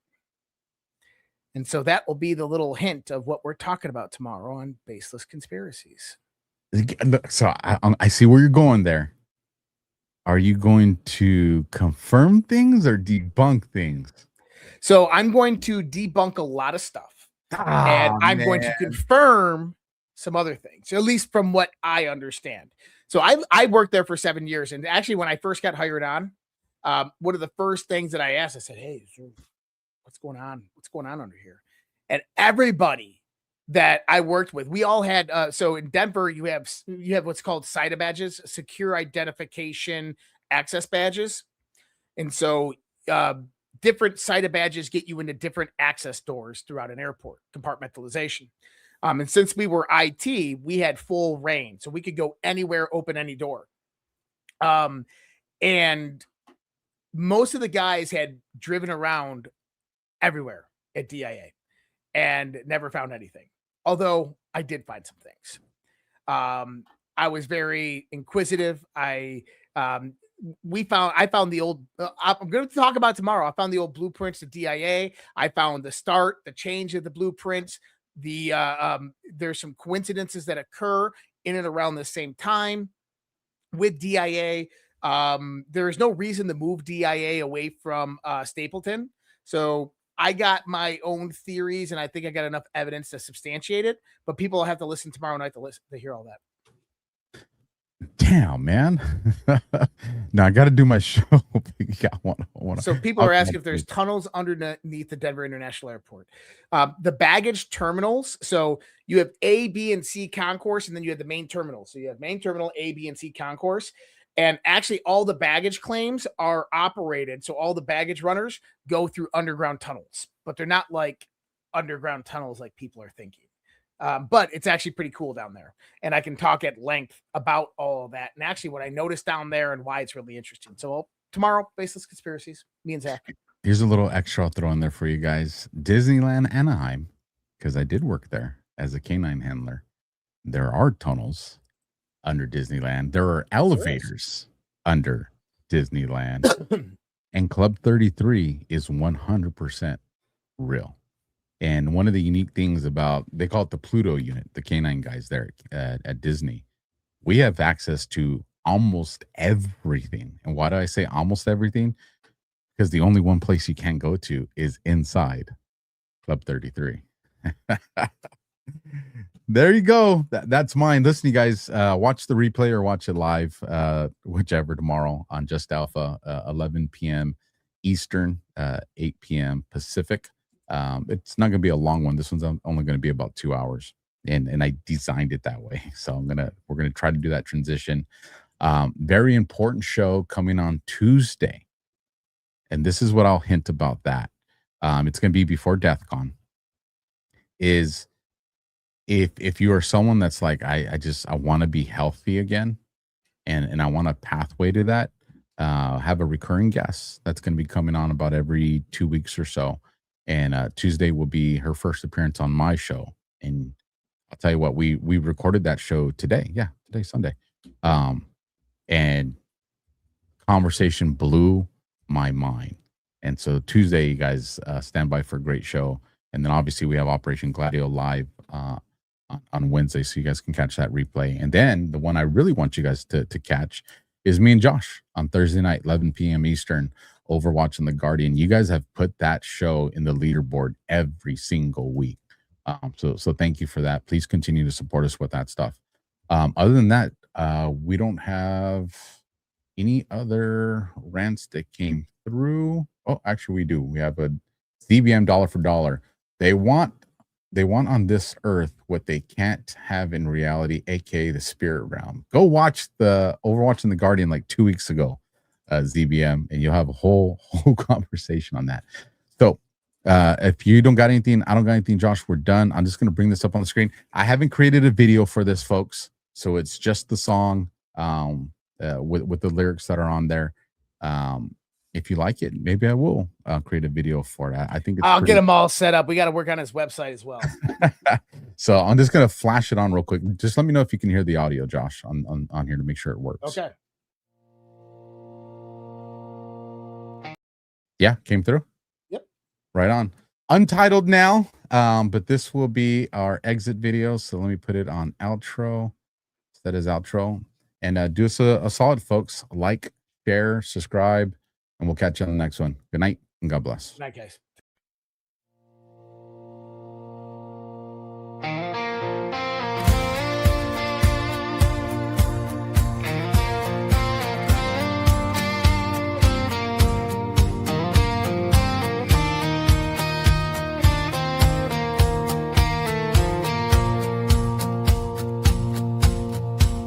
I see that flag in the sunrise, flying high above the land. I think about the soldiers who never made it back again. Boots in foreign deserts, crosses in the rain. Freedom ain't a gift, son, it's written in their names. Hear the echo of their footsteps, hear the prayers their mothers prayed. Every star upon that banner is a price that someone paid. We built this country on faith and sacrifice, on the blood of the brave who laid down their lives. From the soldiers on the front lines to the towns back home, from the veterans standing to the truth online. Digital soldiers holding the line. We built this country on faith, patriotism and sacrifice. We built this country on MAGA.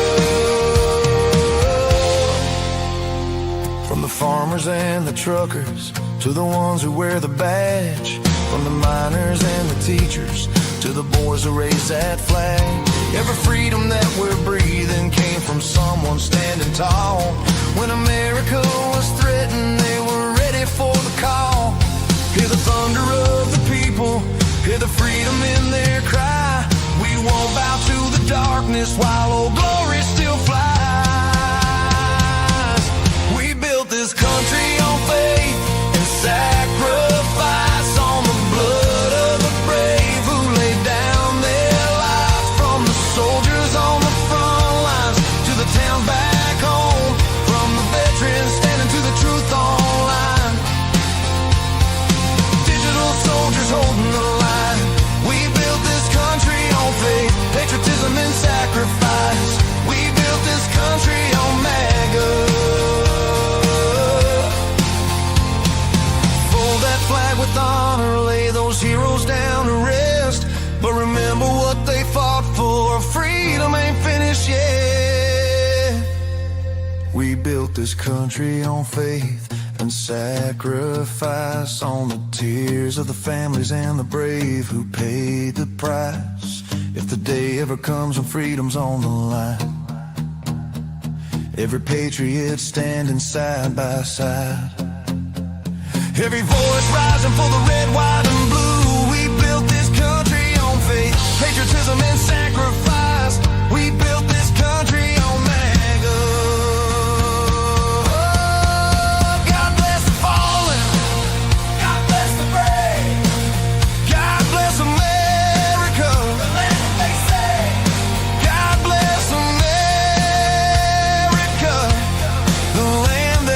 say